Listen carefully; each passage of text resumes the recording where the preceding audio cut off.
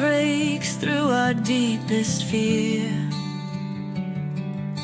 You make the broken heart rejoice. In you we find our voice. We lift you high above the skies.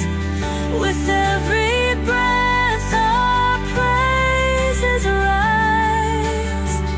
Your love, it never fades away. We worship you both night and day.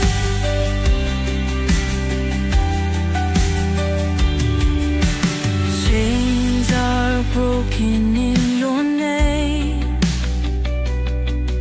In you we are never the same. Your power flows like mighty streams, fulfilling all our dreams. We lift you high above the skies. With every breath our praises rise. Your love, it never fades away. We worship you both night and day.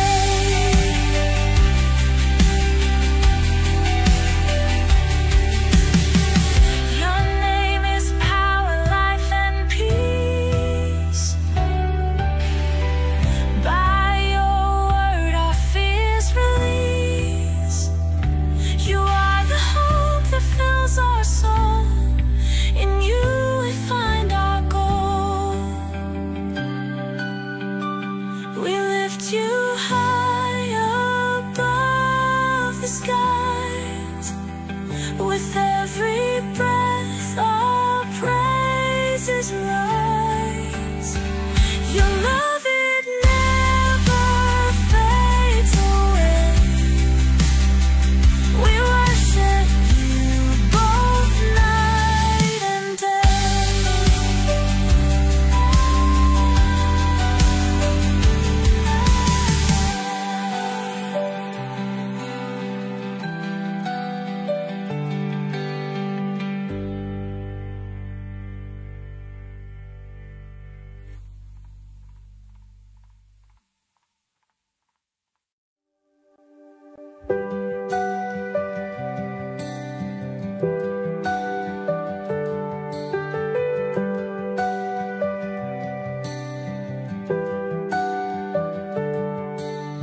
Darkness fades when you are near.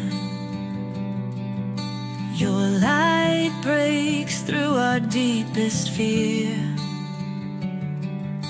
You make the broken heart rejoice. In you we find our voice. We lift you high above the skies. With every breath our praises rise. Your love, it never fades away. We worship you both night and day.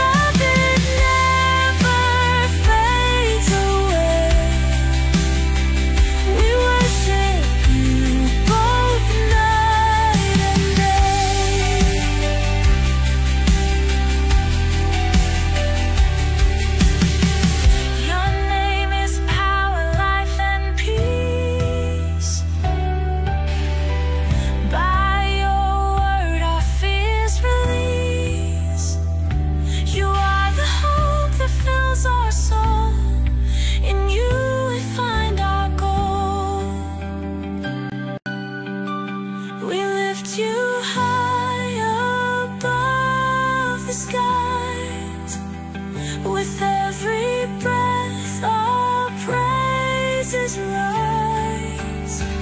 Your love, it never fades away. We worship you both night and day.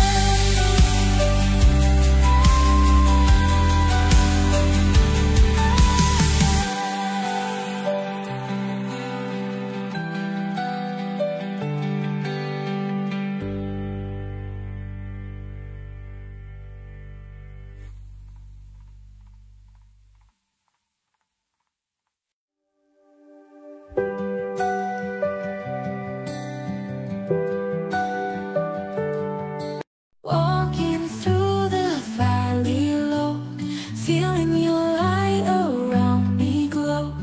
In the darkness, you're my guide.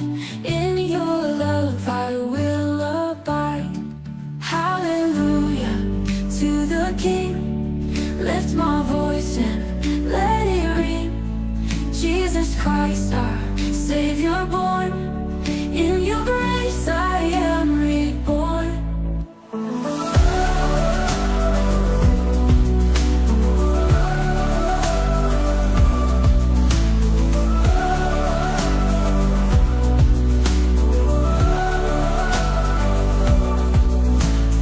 On the mountain high, I see your creation wild and free.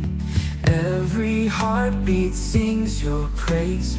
With my soul, my hands I raise. Hallelujah to the King. Lift my voice and let it ring. Jesus Christ, our Savior born. In your grace I am reborn. On the mountain high I see your creation wild and free. Every heartbeat sings your praise. With my soul, my hands I raise.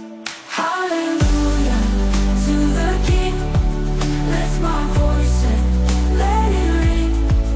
Jesus Christ, our Savior born. In your grace I am reborn. When the storm is raging near, you're the voice I long to hear. Steady anchor for my soul. In your hand I am made whole. Hallelujah to the King.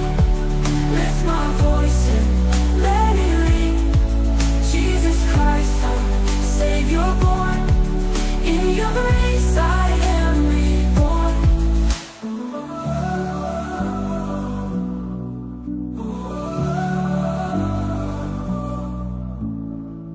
On the mountain high I see your creation wild and free.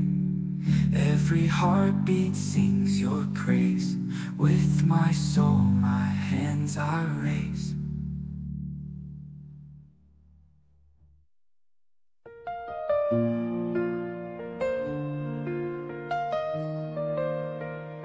Patawarin mo ako, O Diyos, sa aking mga sala. Sa dilim ng daan ako'y nawawala. Liwanag mo't awa aking hinihiling. Ikaw ang gabay sa aking pag-isip. Yakap ng langit ang aking kasagutan. Sa'yo, O Diyos, ang lahat ay papamanhin.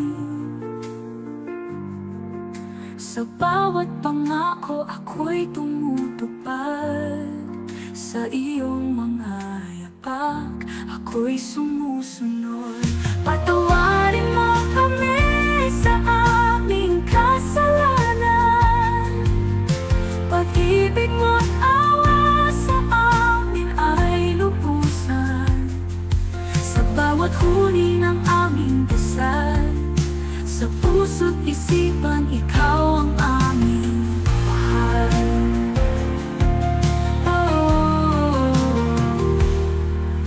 Luhang dumadaloy aking paghuhugas.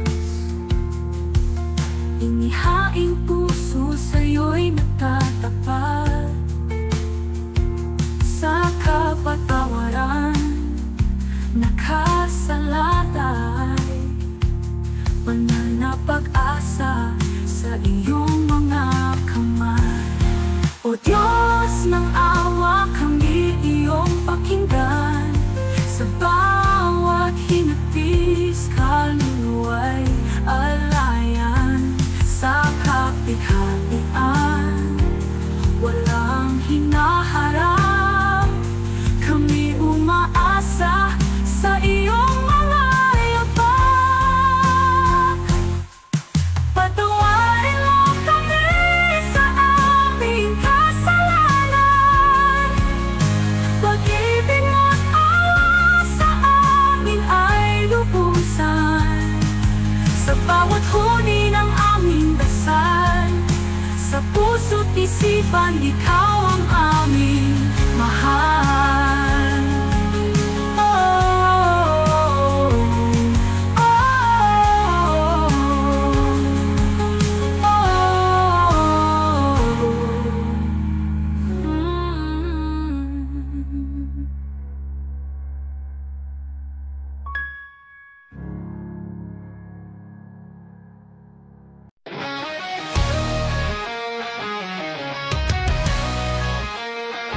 Mabango tayong mga sundalo, sa ngalan ng Diyos lagi ang panalo. Sa alab ng pananampalataya, sa liwanag ng kaniyang galak.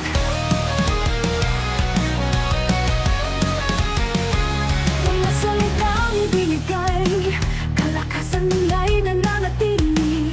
Pag-ibig na walang hanggan, hayaang magsilbing gabay. Bibiyaya lamang, dito kami nagtitiwala. Kami sundalo ng Diyos, sumusunod sa kanyang iabak. Walang kasalanan magtatago sa biyaya ng kanyang pagpala. Lumakad sa dilim ng mundo, bitbit ang krus ng binubuo. Pag-asa sa bawat sandali, liwanag niya'y aming ari. Tawag ng latag na sa lupa, kami handang magtapat. Walang tinatago, puso ay laging wagas. Kami sundalo ng Diyos, sumusunod sa kanyang iabak. Walang kasalanan magtatago sa biyaya ng kanyang pagpala. Bilang na lamang, dito kami nagtitiwala. Dito kami nagtitiwala. Dito kami nagtitiwala. Uway diwala.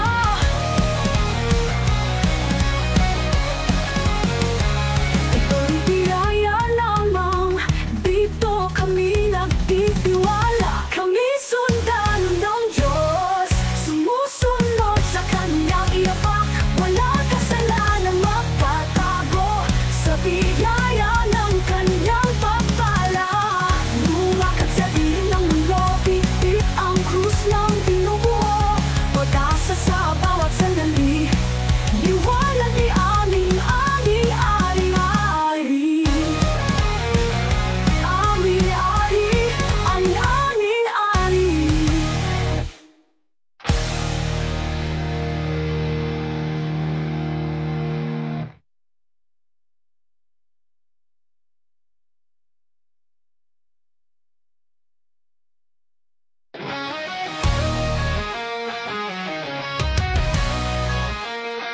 Mabango tayong mga sundalo, sa ngalan ng Diyos lagi ang panalo. Sa alab ng pananampalataya, sa liwanag ng kaniyang galak. Okay, so hello and welcome sa Russia TV mga kapatid. At meron tayong debate na magaganap ngayon between Roman Catholic Church and COAT. Ang ating topic ngayon mga kapatid ay patutunayan ng ating comparative study para to. Ilan nga ba ang persona ng tunay na Diyos? Isa o tatlo mga kapatid? So first speaker natin si Pastor Brian Badao ng COAT. At second speaker naman natin dito si Brother Junril ng Roman Catholic Church. So sa ating setup ng debate, yung 10 minutes sa presentation, 7 minutes sa pagtatanong, 10 minutes sa rebuttal, 7 minutes sa second cross. At meron tayong 5 minute na final conclusion. Mauna si second speaker, mahuhuli si first speaker, mga kapatid. Sa ating rules, standard rules naman ito ng Russia TV, no? So rule number 1, yung limit sa pagsagot, yun yung 20 seconds natin. Rule number 2, yung close-ended question or categorical, ang unang lalabas sa bibig ninyo ay yung pagpipilian. Rule number 3, kung wala kayong pagpipili, kung wala doon ang kung yung sagot nyo ay wala doon sa pagpipilian or hindi nyo masagot ng direkta ang tanong, meron tayong 10 seconds na explanation rule. Rule number 4, kung ano yung tanong, yun ang sasagutin. Rule number 5, limit sa first stand. Sa first stand, isang ano lang, doon lang kayo magtanong sa inilatag ng katunggali at kung tinatanggi niya during first course examination ay automatic next question po yan. Sa rule number 6, ang debater na makakatanggap ng 2 warning sa akin ay may disiplina yan. Rule number 7, isang clarification, isang objection at no objection during final conclusion. Rule number 8, no insult about physical appearance at pinagbabawal din yung pagmumura, pero meron akong pinapahintulutan mga salita gaya ng demonyo, kulto, sinungaling at iba pa ay pwedeng at maaaring gamitin. Rule number 9, no challenge question. Ito yung mga tanong na kung mabasa ko or paano kung mabasa ko.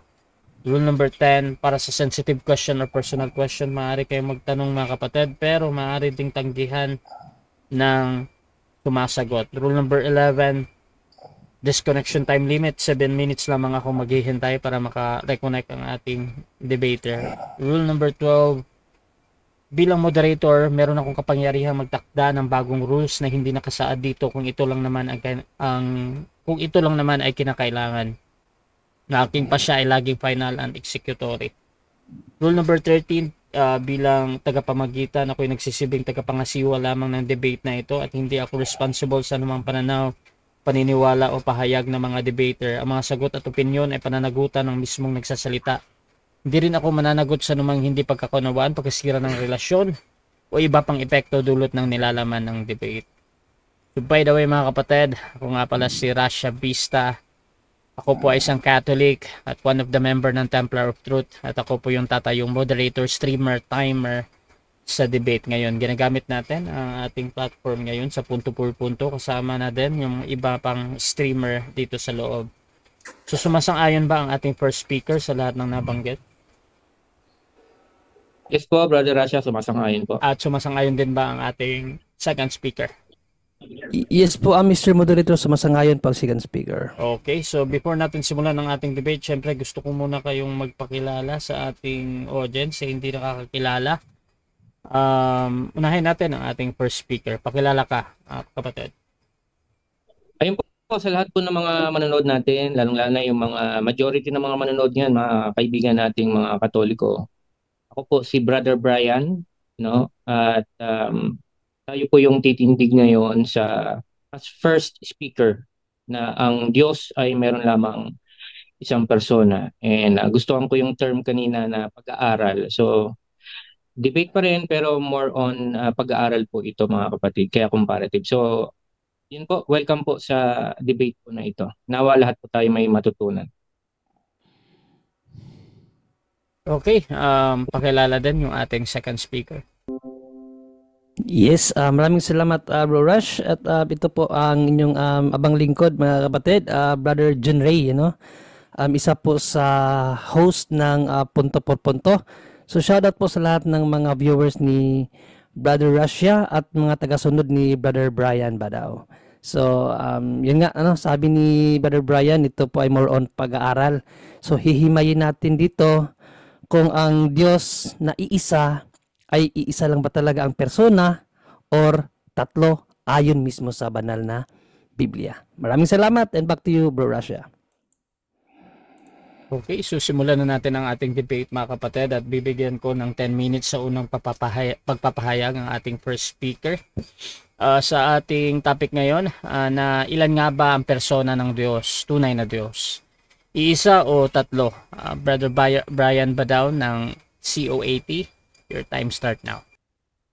Ayun, so Una-una, salamat sa Diyos, salamat kay Brother Rasha, and salamat kay Brother Jun Ray. Jun Ray pala ang bigkas no. At natuloy na rin yung aming debate, ano. So, once again, welcome po dito sa debate natin, and sa ngayon po, ipipresent natin na ang Diyos po ng Biblia ay meron pong isang persona. This is not the first time na tayo po yung mag-present, at very excited po ako dahil first time kong magkaroon ng discussion against a Catholic defender, at gusto kong mapakinggan yung kanilang version ng Trinity, kasi I have been debating against many Trinitarian na iba't ibang sekta. So first time kong makapakinig ng doktrina or yung version ng Katoliko ng Trinity. So I am very interested and excited, no. So para po may malinaw na distinction at klaro po sa mga nakikinig ko ano yung pinag-uusapan namin. Ang stand ko, ang Diyos mayroong isang persona, at yung stand ng kabila tatlong persona. And I believe, no, base dito sa isang scholar, Bible scholar, mga kapatid, si Marvin Sanguinetti, no, dinefine niya yung Trinity. Okay, so ito rin yung pagkakaalam ko kung ano yung Trinity na dogma, no. The doctrine of the Trinity states that there are three divine distinct persons within the one being of God. God the Father, God the Son, and God the Holy Spirit. The Father is not the Son is not the Holy Spirit, and the Holy Spirit is not the Father. These three divine persons are co-equal, co-substantial, co-existent, and co-eternal, and are bound by mutual indwelling of each other through perichoretical relationship. So, maybe ba i-confirm sa atin ni Brother Jun Ray mamaya kung yan ba yung kanilang klase ng Trinitarian stand, no? So basically, ang pagkakaalam ko, ang Ama at Anak at Espiritu Santo ay magkakaibang persona. Ang Ama ay hindi ang Anak ay hindi ang Ama, ang Holy Spirit ay hindi ang Anak, ang Holy Spirit ay hindi ang Ama. So mayroong tatlong persona sa isang Diyos. Yan ang pagkakaintindi ko sa Trinity. Now, I'm going to present, mga kapatid, na yung Diyos ng Bible, in my understanding as oneness, perspective as oneness, ay meron lamang isang being at isang persona. Okay? So, doon kami magpo-focus sa isang persona, no? So, I believe na ang salitang God, kapag tumutukoy sa Diyos ng Israel, tumutukoy sa isang being or isang persona, mga kapatid. Malinaw yan nung nagpakilala ang Diyos kay Moises. Exodus chapter 3 verse 14, no? Sabi ang God, which Elohim sa Hebrew, said, I am what I am. So yung I, singular pronoun po yan. So sa grammar, kapag nagsalita ng I, singular person po yung nagsasalita, mga kapatid. Sa verse 15, sabi ng Diyos diyan, siya pala ang Diyos ni Abraham, Isaac, at ni Jacob. So walang ibang Diyos kundi itong nagsasalita na ito, na ang sabi niya, I am. Okay? So Deuteronomy chapter 6 verse 4, sabi diyan, Hear, O Israel, the Lord, meaning si Yahweh, the I am. Kasi sa ibang salin, mga kapatid, no, yung tetragrammaton, yung Yahweh, ito yung tumutukoy dito sa nagsalita sa Exodus chapter 3 verse 14. Siya yung I am, no? Siya yung tinutukoy dito sa Deuteronomy 6:4. Sabi doon, our God is, again singular, is one Lord. So si Yahweh daw ay na kanilang Diyos ay isang Panginoon. So naniniwala ang bansang Israel, mga kapatid, na walang ibang Diyos maliban doon sa nagpakilala kay Moises na siya si Yahweh, yung sabi ng I am, no? At si Yahweh po, no, ay tinawag na Ama for the reason na siya ay manlilikha. Isaiah chapter 63 verse 16, sabi diyan, Thou, O Lord, no, kapag mababasa niyo yung King James niyo, mga kapatid, yung naka all capital diyan na L-O-R-D, actually tetragrammaton yan, no? It represent the tetragrammaton ng YHWH, yung all capital diyan na L-O-R-D. So meaning to say, ito pa rin yung Diyos na nagpakilala doon kay Moises, mga kapatid, no? Sabi doon, Thou, O Lord, art our Father. So si Yahweh daw, itong Diyos na ito na nagpakilala kay Moises doon sa Exodus, siya daw ang kanilang ama. So sa Malakay 2:10, explicitly na sinabi po diyan na isa lamang ang ama dahil isa lamang ang lumikha. Therefore si Yahweh, siya po yung ama. At ano po ang sabi ni Yahweh, no? Sa Isaiah chapter 44 verse 6 to 8. Ang sabi doon, is there a God beside me? Singular. Yeah, there is no God. I, singular na naman, no, not any. Clearly, na isang person lang ang nagsasalita dito. Me, I, puro singular pronoun ang gamit, meaning singular person ang nagsasalita. Sabi niya, wala siyang ibang kilala na ibang Diyos maliban sa kanya. So kung tama na merong multiple persons within the Godhead, whether yan ay 2, 3, 4, 5, 6, 10, no? Kumbaga more than one, mga kapatid, clearly hindi siya nire-recognize o hindi na-recognize o hindi alam, hindi kilala ito ng Diyos na nagsasalita dito sa Isaiah 44 verse 6 to 8. Sabi niya wala siyang kilala, wala siyang alam na iba pang Diyos kung ito ay isang persona na nagsasalita, no? So ito yung gusto ko, ito po yung logic na ayoko kasi masyadong pahabain mga kapatid yung presentation natin. The God of Israel is one being, one entity, one person mga kapatid, anong term man ang gamitin niyo dyan. At itong one person na ito, siya po si Yahweh, at itong si Yahweh ay tinatawag na Ama dahil siya po yung lumikha mga kapatid. So importante ba na malaman natin kung sino or ano yung kinikilalang Diyos ng Israel? I believe mga kapatid na importante dahil kung tayo mga Kristiyano, pag sinabing Kristiyano, tagasunod tayo ni Kristo. Ano ba si Kristo? Si Kristo ay isang Hudyo. Okay? So kung ano yung pagkakakilala ni Kristo sa Diyos, kung yan ba'y 1, 2, 3, 4, 5 persona, dapat naka-inline yung ating understanding sa ating Panginoong Hesukristo. Okay? Ngayon, ayon sa Panginoong Hesukristo sa John 17:3, no, na ang Diyos, yung nagpe-pray siya, yung Ama, no, sabi niya doon, meron lamang isang Diyos na siya yung kinakausap niya sa panalangin, na ikaw ay makilala nila na nag-iisang tunay na Diyos. Sino yun? Yung Ama. So ayon yan sa Panginoon. Now, punta tayo sa paniniwala nila. Ang paniniwala nila mga kapatid is monotheistic, meaning to say, naniniwala lamang sila na meron lamang isang Diyos or isang deity. Ito ay paniniwala nila na ang nag-iisang Diyos na ito, no, ay ito yung Ama, si Yahweh, no, doon sa Old Testament. So yung paniniwala ni Jesus, paniniwala din niya ng mga apostol.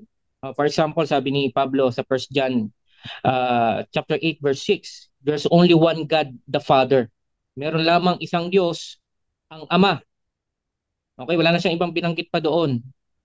No, na meron lamang isang Diyos, ang Ama, ang Anak at ang Banal na Espiritu, or dadagdagan pa ng iba pa mga kapatid. Ang sabi niya, meron lamang isang Diyos, ang Ama, at isang Panginoon. Ang tinutukoy niya yung taong si Jesucristo, Jesus. No? So focus tayo dun sa God. Sabi niya, there's only one God, the Father. Okay? So sabi niya, saganang sa atin, meaning to sa Christian church na kung saan nandoon siya, meron lamang silang isang kinikilalang Diyos. Walang iba kundi ang Ama. Sa Hebrews 1:3, sinabi doon malinaw na si Jesus ang express image of God's person, singular. Pag ibinasa niyo yung Hebrews 1:3 mga kapatid, sabi doon, He is the express image of God's person, of His person. Yung His doon, ang tinutukoy, is yung God na mention doon sa verse 1 ng Hebrews chapter 1 verse 1. So mayroon lamang isang person si God, ang express image niyon ay ang ating Panginoong Hesukristo. So biblically speaking, isa lang ang person ng Diyos. Yung Diyos na ito ay si Yahweh, na siyang tinawag na Ama, at ang Ama ay isang persona lang, at ang Ama ay ang nag-iisang Diyos. Yun po yung ating presentation. Salamat po.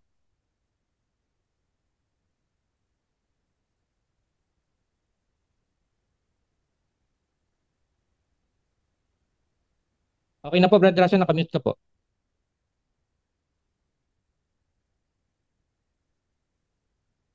So proceed tayo sa unang pagtatanong.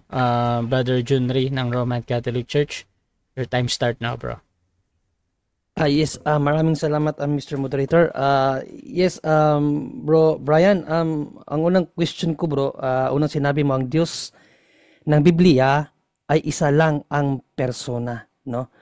At sabi mo rin na sa oneness perspective, one being is one person. Pero naniniwala ka ba, bro, Brian, na yung Ama persona, ang Anak persona, at ang Espiritu Santo persona din? Naniniwala ka doon? Hindi bro, kasi in the first place yun nga ang tindig ko, ang Ama ang nag-iisang persona. Okay, now kung ang Banal na Spirit ay kakabitan natin persona, is because He is the Father. Yung Banal na Espiritu yun na yung Ama. Kaya pero hindi siya ibang persona sa Ama, kundi He is the exact person of the Father itself. So hindi siya ibang persona. Kung sasabihin mo na yung Holy Spirit ay persona rin. Okay, so ang exact image ng Ama ay ang Holy Spirit. So meron ka bang explicit or sabihin natin implicit text sa Bible na ang Holy Spirit express image of the Father? Meron ka niyan or wala? I think bro, hindi ganun ang pagkakasabi ko. Hindi ganun. Objection, Mr. Moderator. Objection, time stop mo na, proceed. Yes, kasi yun kasi ang pagkasabi niya, Mr. Moderator, na hindi siya naniniwala na ang Holy Spirit is a person dahil exact express image of the Father. Yun ang sinabi niya eh. Okay. So hinahanapan ko siya, Mr. Moderator, kung saan niya nabasa yan sa Bible na ang Holy Spirit is the exact image or express image of the Father, Mr. Moderator. Yun ang nasabi niya eh. Okay, so counter objection meron ba or Hindi, clarification lang bro. sige.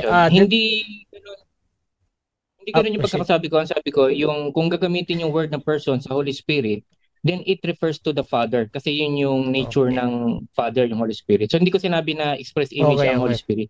So ganito, Brother Junri, i-clarify mo ba or doon ka pa din sa tanong mo? Yes, i-clarify ko, Mr. Moderator, kasi as of my understanding sa kanyang sagot, kaya hindi pwedeng maging persona ang Holy Spirit kasi ang Holy Spirit ang express image of the Father. Okay. So yun ang pagkasabi niya sa akin kanina. Kaya hindi siya naniniwala na ang Holy Spirit is a person. So hinahanapan ko siya ng verse niyan. Okay, so ganito, hahatol mo na ako dito ha. So sa nagtatanong, any observation naman sa kabilang panig, hindi ko talaga pinapakailaman yan, whether that is true or not. Pero tinitingnan ko pa din yan as a valid question, kahit pa para sa kabila ay either sinabi or hindi. However, Brother Brian, ano mo sasagutin sa andang talata bro? You can use 10 seconds bro kung feeling mo na merong straw man or kung ano man. Okay, I will give him the benefit of the doubt na baka na-misheard niya lang ako. So, hindi yun ang aking pahayag. So, hindi ko masasagot yung tanong niya na yun. Hindi yun ang pahayag. Okay, next question. Next question. Okay, so since sinabi mo na rin na hindi persona ang spirit. So dito muna ako mag-uumpisa magtanong sa iyo. Hindi mo ba alam na sa English na Bible ang Holy Spirit ay binigyan siya ng katagang personal pronoun? Alam mo yan o hindi?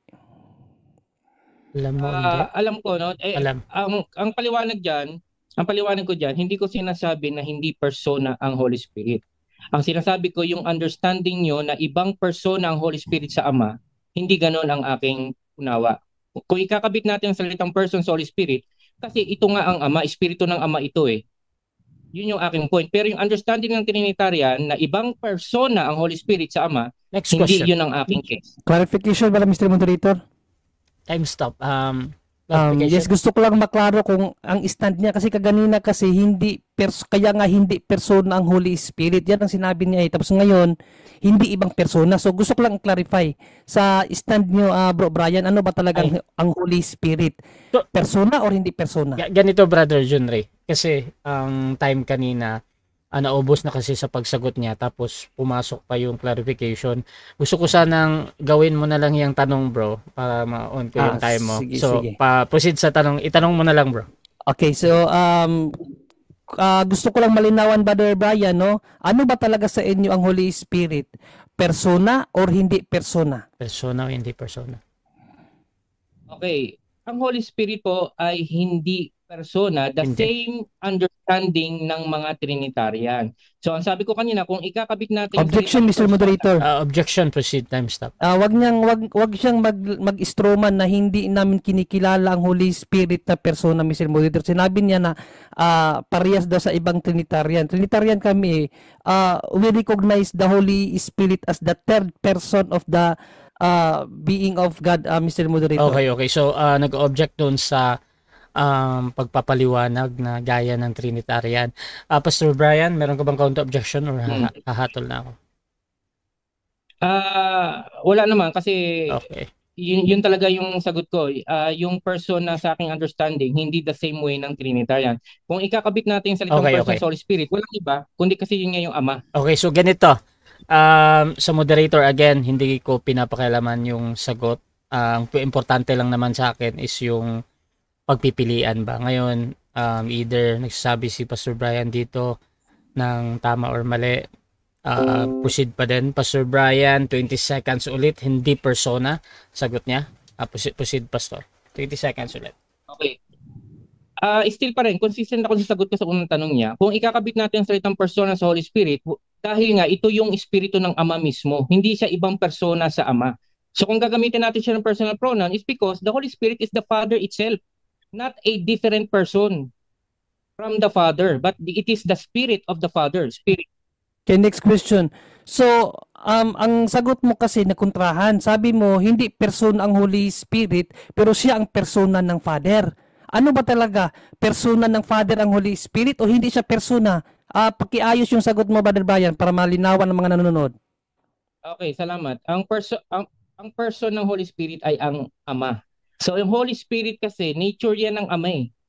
So, kaya nga gano'n, kung ikakabit mo yung salitang person doon sa Holy Spirit, kasi nga yun yung Ama, espiritu ng Ama yun. Okay, next question. Persona ba ang Holy Spirit? Hindi nga, ito ang nature ng persona. Ang Ama ang persona ng Holy Spirit. At ang Holy Spirit ay tumutukoy sa nature ng Ama. Okay, next question na lang ako. Exodo 3:14. So, naaral mo ba ang buong chapter ng Exodo 3, Brother Brian? Nabasa mo.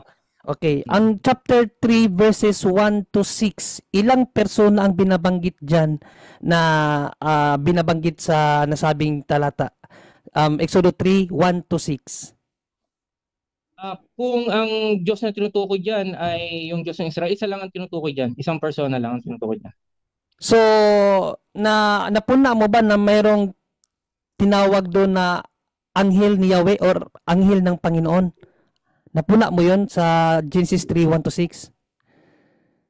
Yes, may nababasa ako na angel of the Lord. In fact, sa whole Old Testament, may nababasa akong ganyan. Pero yan ay tinuturing na theophany ng Diyos. Okay. So, Kahit sino... ang mga Hudyo, alam niya. Yes. So, sino yung I am na nagpakilala sa Genesis 3, 14 to 15? Yung anghel ni Yahweh or yung si Yahweh mismo na nagsugo sa anghel? Okay. Si Yahweh mismo yon, kasi nga sabi ko nga yung angel of the Lord is theophany. Nakikita mo anghel pero theophany yun ni Yahweh. Siya mismo yon na nag-manifest into an angel. Pero sinugo yon. Ang sabi doon sinugo sinugo yung anghel ni Yahweh. So therefore hindi yun si Yahweh mismo kasi anghel nga ni Yahweh. The same pa rin ang stand ko, bro. Kasi nga ang angel of the Lord, kahit na yan sinugo o hindi, yung manifestation na yon ng Diyos na bilang angel of the Lord, yun mismo si Yahweh manifesting into an angel. The same way ang ating Panginoon Kristo, the same ang stand ko, sinugo si Jesus Christ, pero si Jesus Christ ay manifestation ng Diyos. So the same way. So you mean ang nagsugo siya din ang tumupad? Kung ganoon pagkakandi mo, yes, ganoon. Kung yung angel of the Lord mismo na sinugo niya na nag-manifest doon sa mga tao na nagsasalita ng I am, siya din yon. Siya din yon mismo. In another form. I leave it to the listen to the na lang yan sa the viewers. So next question ko na lang itong sa Deuteronomy 6:4 na ginamit mo na one Lord. Sa Hebrew, nabasa mo ba ang Hebrew niyan, yung one Lord na yan? Ano yan sa Hebrew, bro? Ehad. Yung ba yung gusto mong point? I had yung one. Yung one. Ano, Time. 7 minutes time. Okay, so dyan nagtatapos ang unang pagtatanong ng ating second speaker sa first speaker. Dako tayo sa presentation ng ating second speaker. Pero bago yan, shoutout muna sa ating nasa live. Si Di Mateo Arnaldo, sabi niya, iba ang nagsugo at iba din ang sinugo. Shoutout din kay The Bread of Our Soul, iba ang anak sa Ama at iba din ang Holy Spirit. Shoutout din kay Jerry. Sa isang persona ako, hindi sa tatlo. Shoutout din kay Emmy Alfonso, sa tatlong sister ko, si Sister Grace at si Sister Maria. Shoutout din kay Dante Limpag. Good evening, Bro Rasha, at sa lahat ng nanonood, na tagapanood. Shoutout from Don Carlos Bukidnon. Ayan. Shoutout din kay Marilyn. God bless, Bro Junri. Shoutout din kay Yam Montejo. Good evening, Bro Rasha. God bless you. Sister Emmy Alfonso, kaso iisang Diyos, iisang persona, then magkokontra. So Jesus isang persona, Holy Spirit another persona, tapos ang Ama third persona. Kaya paano nga pag-iisahin ito? Shoutout din mga kapatid kay Ron Fernando. Umamin na si Bro Yesomar noong nag-debate kami. Sabi niya, ang persona ni Yahweh ay mismong si Jesus Christ. Good luck both of you. Shoutout din mga kapatid sa ating si Dudes Ariscado. Ayan. Dako tayo sa presentation ng ating second speaker, Brother Junri ng Roman Catholic Church. Sa topic again, na ilan nga ba ang persona ng tunay na Diyos? Isa o tatlo? Your time start now, bro. Maraming salamat, Brother Rasha.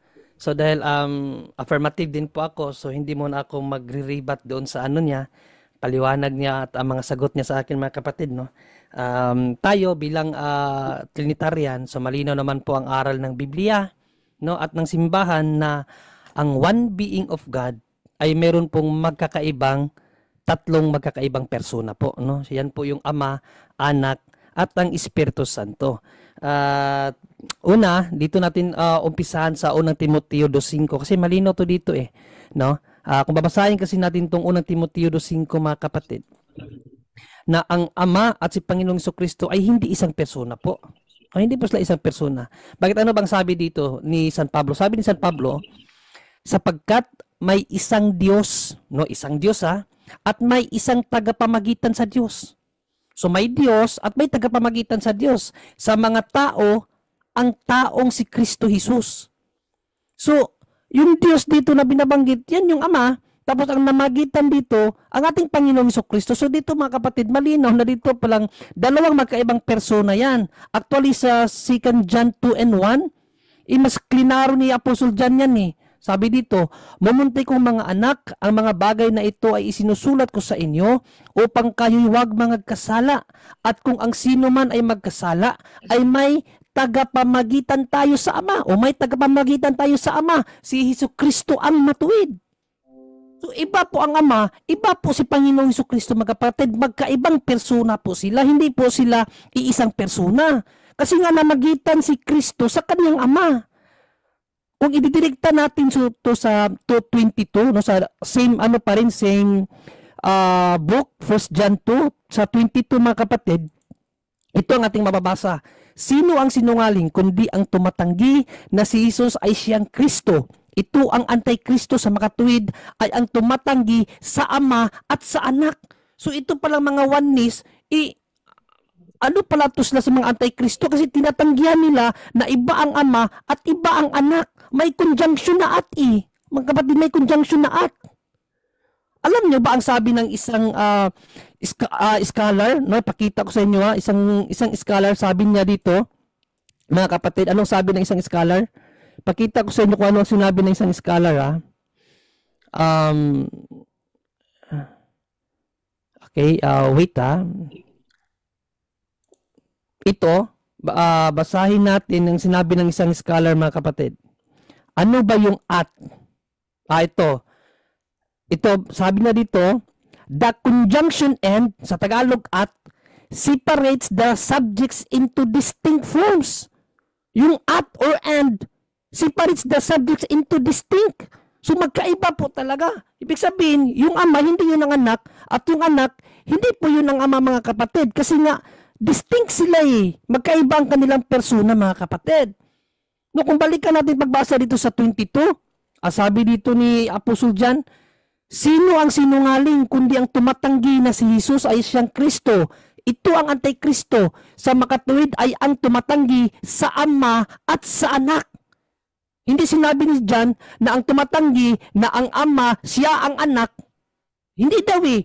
Ang tumatanggi daw na sa Ama at sa Anak. So magkaiba sila, distinct. Ayon sa isang scholar na yung and o yung at, distinct yun, distinct form. Magkaiba, mga kapatid. Kaya hindi po talaga po pwede na ang ating Panginoong Jesucristo at ang Ama, isang persona sila kasi si Panginoong Jesucristo, tagapamagitan. Siya ang tagapamagitan sa Ama at sa tao. Yan ang papel ni Panginoong Jesucristo bilang isa sa Godhead. O ngayon, puntahan natin ang Holy Spirit. Ang Holy Spirit ba? Si Panginoong Jesucristo din. Hindi, kasi sa kanya, di ba, ang Ama, siya ang Anak, tapos ang Anak siya din ng Holy Spirit. Natawa nga ako sa mga sagot niya kaganina. Pero sige, ipatuloy ko ang aking presentation. Ano? Ang Holy Spirit ba, siya din ang Ama or ang Anak? O, tingnan natin. Bible tayo pinapakita ko sa inyo na ang Ama, Anak at Holy Spirit, biblically speaking, magkaiba silang persona, hindi po iisa. O, pinapakita ko sa inyo to biblically, not verbally. Sa kanya, marami siyang verbal na ginagamit. Po sa akin, biblical po tayo mga kapatid. O, basahin natin. Matthew 1:18. Ang pagkapanganak nga kay Kristo ay ganito, nang si Maria na kaniyang ina ay mag-aasawa kay Jose, bago sila magsama ay nasumpungan siyang nagdadalang tao. So itong nagdadalang tao, ito si Kristo, sa pamamagitan ng Espiritu Santo. So ang Espiritu Santo na magitan sa conceive ni Panginoong Jesucristo sa tiyan ng kanyang ina. O idinikta natin ito sa 20, sa magandang balita na Bible, ito ating mababasa. Ngunit habang pinag-iisipan ito ni Jose, nagpakita sa kanya sa panaginip ang isang anghel ng Panginoon. Sinabi nito sa kanya, Jose, anak ni David, huwag kang matakot na pakasalan si Maria, sapagat ang sanggol, ibig sabihin si Panginoong Jesucristo na dinadala niya, ay mula sa Espiritu Santo. Ang sanggol daw na si Panginoong Jesucristo mula sa Espiritu Santo, hindi ang Espiritu Santo mismo. Magkaiba yan. Napakalinaw dyan, biblically speaking. Si Panginoong Jesucristo, nung dinadala siya ni Inang Birheng Maria, siya ay mula sa Espiritu Santo. Hindi siya ang Espiritu Santo, magkaibang entity yun. Mga kapatid, ngayon, nung nangaral si Panginoong Jesucristo, anong matapos siyang mabinyagan, basahin natin sa Matthew 4:1 kung siya ba ang Holy Spirit. O basahin natin Matthew 4:1. Nang nagagayoy, inihatid ng Espiritu Santo si Jesus. So magkaiba na naman yan. Hindi pwede na ang Espiritu Santo siya din si Jesus. Inihatid, iba yung naghatid, iba yung inihatid.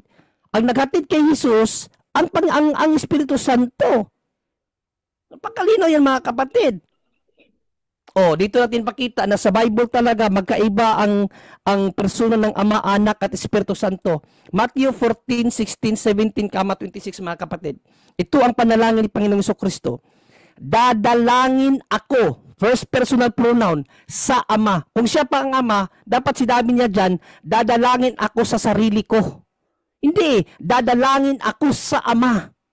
So magkaibas lang persona upang kayo'y bigyan niya, so niya, yung Ama niya, second personal pronoun, ng isa pang patnubay na magiging kasama ninyo. So tatlong binabanggit dito, ang Anak, ang Ama, at ang Espiritu Santo, kasi yung itong patnubay na ito, sa 17, ang Espiritu Santo to. Siya, ito yung sinasabi ko sa kanya na ang Espiritu Santo is person yan kasi tinawag siya na siya, personal pronoun yan He sa English yan He, personal pronoun. Nagtaka nga ako sa kanya kaganina, ang Espiritu Santo ba sa inyo persona? Hindi daw, kasi siya yung Ama. Kontrahan di ba? Kasi kung siya yung Ama, di persona siya. Hindi lang siya iba sa persona ng Ama. Pero wag mong sabihin na hindi siya persona. Ang sagot mo kasi magkakontra, hindi siya persona, pero siya yung Ama. So magkakontra yung persona na hindi. Magkaiba, hindi lang sila magkaiba ng persona siguro sa view nyo. Pero persona ang Holy Spirit. Kasi ayon kasi dyan, ang Holy Spirit ginamitan ng siya. Sa English niyan, He. So personal pronoun yan. Ano ba yung personal pronoun? Di ba? Persona yan. O, magkaiba sila Iba ang Anak, iba ang Ama, at iba ang Espiritu Santo. At hindi maaari na ang Espiritu Santo ang Ama. Kasi sa 26, mga kapatid, Basahin natin sa 26 ha. John 14:26, basahin natin. Ngunit ang patnubay, ang Espiritu Santo na isusugo ng Ama. Ang Espiritu Santo, isusugo ng Ama. Paanong naging Ama ang Espiritu Santo? Ang Espiritu Santo, isusugo ng Ama. Hindi pa pwede yan. Hindi ka pwedeng magsugo na ikaw lang din ang pupunta. Pag mayroon kang sinusugo, mayroong ibang persona ang isusugo mo. At sa case na ito, ang Espiritu Santo ang isinusugo ng Ama. O, sa pangalan ko, tatlong persona. Ang Espiritu Santo, isusugo ng Ama. Sa pangalan ko, pangalan ni Panginoong Jesucristo. So, tatlong personas lang magkaiba. Kasi ibang Espiritu Santo, ibang Ama, iba si Panginoong Jesucristo. Siya ang magtuturo. O, siya, refer sa Holy Spirit na susuguin ng Ama, magtuturo sa inyo ng lahat ng bagay na magpapaalala sa lahat ng sinasabi ko sa inyo. Magkaiba talaga sila mga kapatid. At in John 15:26, mas malinaw dito ano ang Espiritu Santo. Ang Espiritu Santo, hindi siya ang Ama. Bagkus sabi ni Panginoong Jesucristo, ang Espiritu Santo nagmula sa Ama, hindi ang Ama ang Espiritu Santo. O basahin natin, John 15:26. Ngunit pagdating ng patnubay, yung Holy Spirit, nasusuguin ka mula sa Ama. Ano daw ang Holy Spirit? Mula sa Ama, hindi siya ang Ama. Brother Brian, paano naging Ama ang Holy Spirit? Mula sa Ama ang Holy Spirit. Siguro naman naunawaan mo yung salitang mula. Tagalog yan eh. Mula sa Ama ang Holy Spirit, hindi ang Holy Spirit ang Ama. Magkaiba yan. Ang Espiritu ng katotohanan nagmumula sa Ama. Ano? Ang Espiritu ng katotohanan na nagmumula sa Ama. Hindi siya ang Ama. Brother Brian, saan mo ba napulot yung mga aral nyo? Modalism, sa Bilius yan. Tinapo na ng simbahan yan. Around 3rd to 4th century. No? Lalo na dito sa 1613 ng John. Dahil sa 1613 ng John, si Panginoong si Kristo mismo nagsabi, may sariling kanya ang Holy Spirit. Mayroong sarili ang Holy Spirit.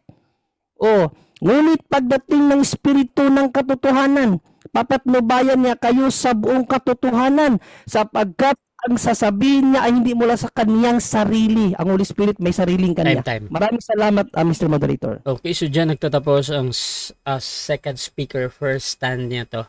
At dako tayo sa first na pagtatanong ng ating first speaker. Pastor Brian, your time start now. Okay, bro, ang belief mo as a Trinitarian, meron lamang isang Diyos, di ba? Iisang Diyos na mayroong magkakaibang tatlong persona. Next question. All right. Sabi mo sa presentation mo kanina, one being of God with three person. Can you define kung anong ibig sabihin ng being? Yes, being in Catholic theology meaning existence. That there is only one existence of God. But that existence of God, mayroong tatlong magkakaibang persona. Ang Ama, Anak, at ang Espiritu Santo. Kaya nga in Genesis pa lang, nagpakilala ang kanyang Diyos, ang Diyos sa kanyang sarili na let us, personal pronoun us, our own image, our. So tatlo silang persona, pero iisa ang kanilang being, that is being God. Okay, thank you. Yung person, can you define it? Yes, person, according to Catholic theology, person is a being possesses will and intellect. The Father possess this will and intellect, the Holy Spirit also, and the Son also. So itong tatlong ito, they possess the will and intellect. That's why they are persons. Pero bakit sila distinct? Kasi nga ang Ama nagsugo sa Anak, nagsugo sa Espiritu Santo. Hindi mo naman pwede suguon sarili mo, bro. May kunting problema ka kapag sinusugo mo sarili mo. Next question. Sabi mo sa first line ng definition mo ng person, a person is a being. Yes or no? Yes, being. Okay. So ilan ngayong being ang tatlong person? As God, only one. Dahil yan ang pagpakilala ng kanyang Diyos. Objection, time stop mo na. Objection mo na. Mauna mo na. Sagot ko. Mauna mo na yung objection. Pastor Brian, anong objection? Okay. So sabi niya kasi kanina, wala akong tinatanong pala na ilang being sa Diyos. Hindi yun ang tanong ko. Ang tanong ko, based doon sa sinabi niya, kung ang person ay being, ilang being ngayon yung tatlong person? Yun ang tanong ko eh. Okay. Ilang being ngayon yung person? Okay. Counter objection meron ba? Hindi ko na iano, Mr. Moderator, hindi ko na siya i-counter, sasagutin na natin agad.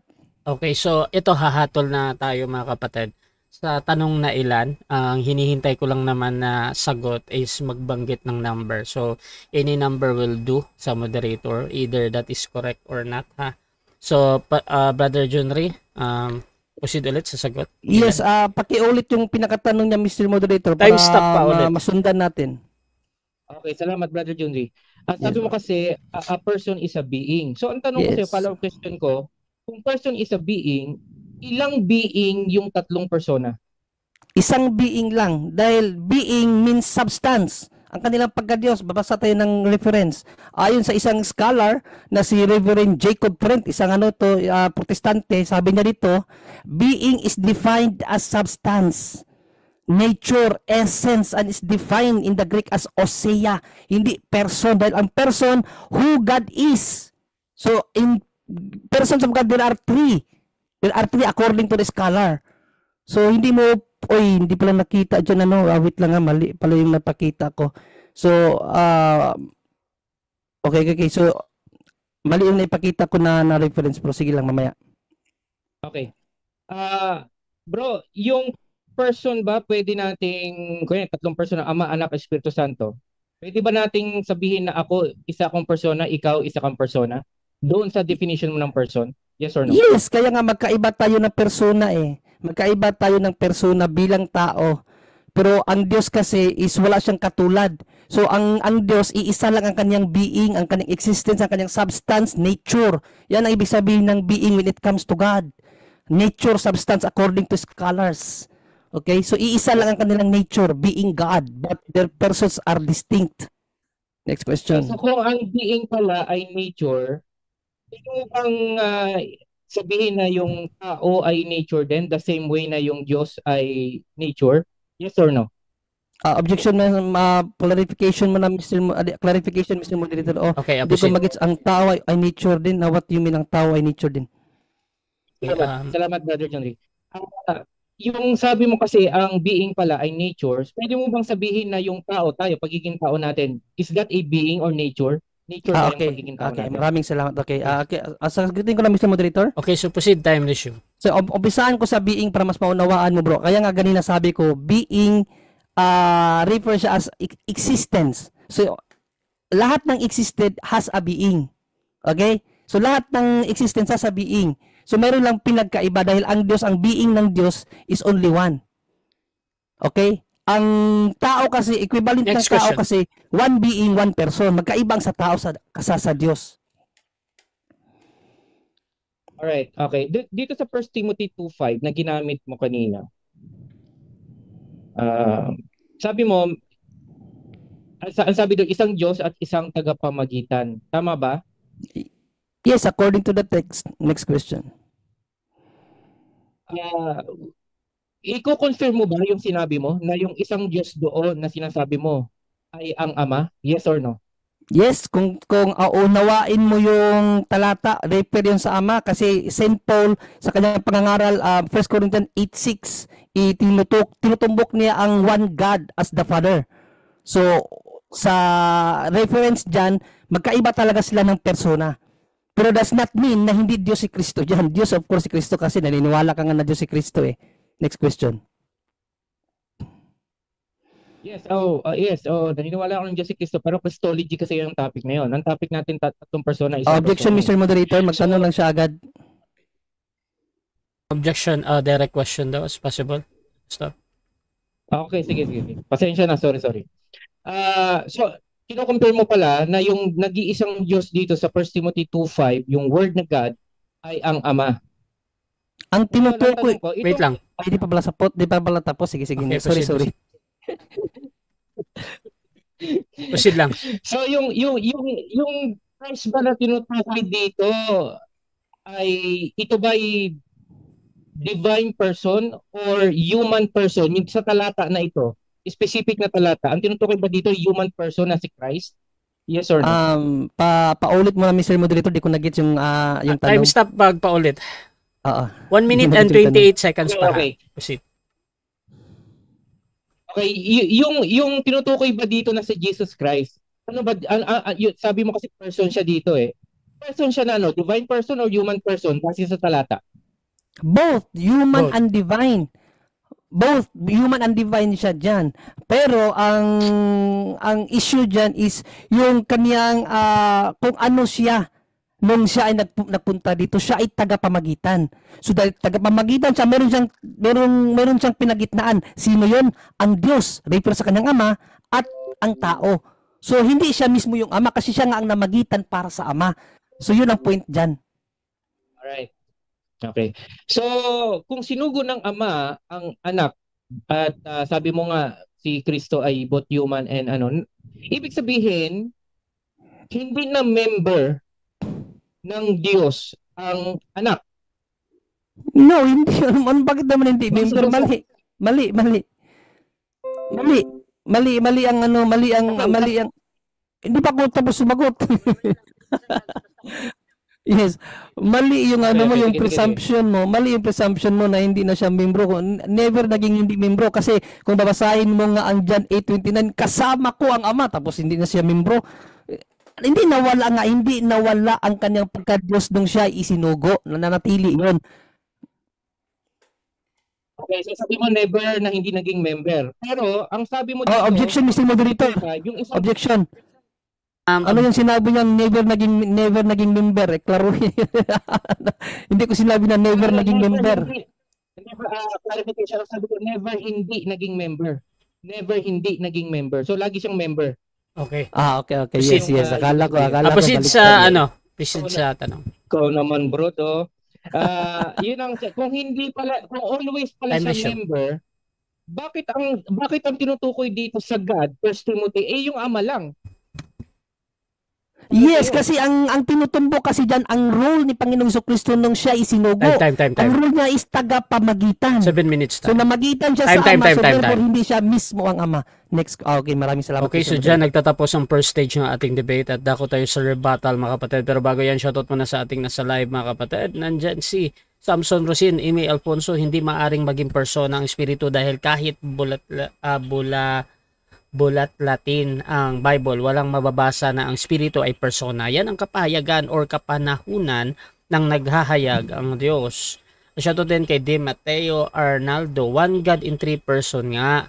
Shoutout din kay Jerry, ang sarap ipaliwanag yung sulat ni Apostol Juan, ang Antikristo ay ang tumatanggi sa Ama, Diyos at sa Anak, kahayagan ng Diyos sa laman.